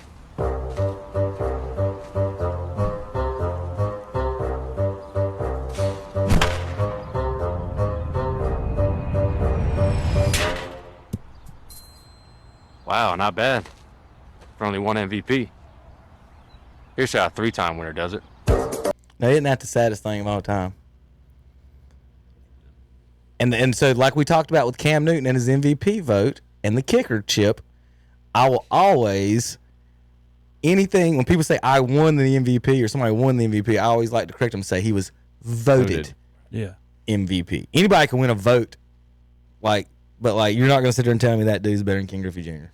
Whatever advanced stats you ever want to make up the rest of you guys' careers, not happening, ever will happen. I want to see who else got MVPs in the 90s other than him in the American League. American League? Terry, you got any thoughts on that? Tom, you're an Indians fan. Who all got all the MVPs? Juan Gonzalez Jim got tell him. me ever got one. I don't know.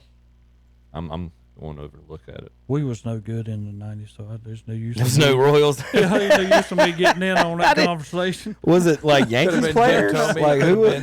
Juan Gonzalez? Frank Thomas? Maybe. Big Frank? Frank was a football player, and he was kind of soft. And all right, I had one more. I'm trying to find it before we go. But anyway, I think that's about it for the show. I got to play this one for Tom. Go ahead, Terry. Finish it. Well, we was talking about. I'm just glad you're here now. Yeah, the ACC. Yeah, the ACC. We went back and we was thinking about how everybody in the ACC quad one wins. I kind of did a little survey. You take Duke, Clemson, SMU, UNC, Pitt, and Wake. That's the top of the lineup in the ACC. They are 16-37 against quad one teams. The bottom half is 8-65. The total for the ACC against quad one wins is 24 wins and 102 losses. So when people talk about how many the ACC is going to get in, it's probably not going to be many. All right, folks, that'll do it. We'll see you next Saturday. Shock Joxx, KDCBroadcasting.com.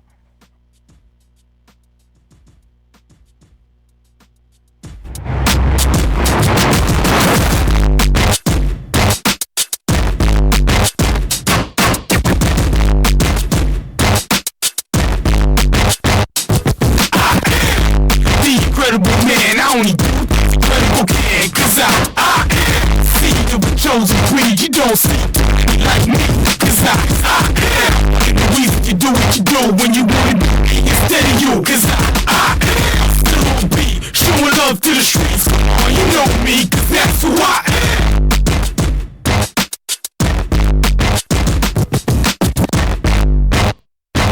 Speed Queen, Speed Queen, and Speed Queen. We just named the top 3 manufacturers of washers and dryers. It's all Speed Queen. And they're waiting for you at Hendrick Appliance and Mattress Center in Shelby. Top load and front load models to choose from. And just arrived, a big new shipment of Frigidaire, scratch and dented washers, dryers, refrigerators.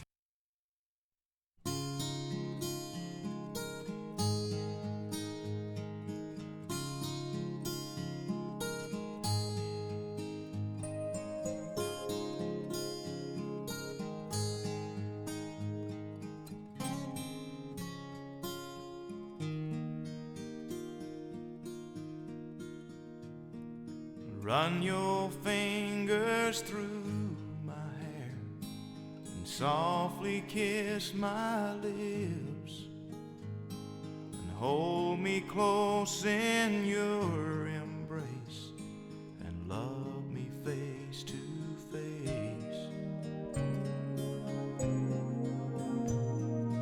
Face to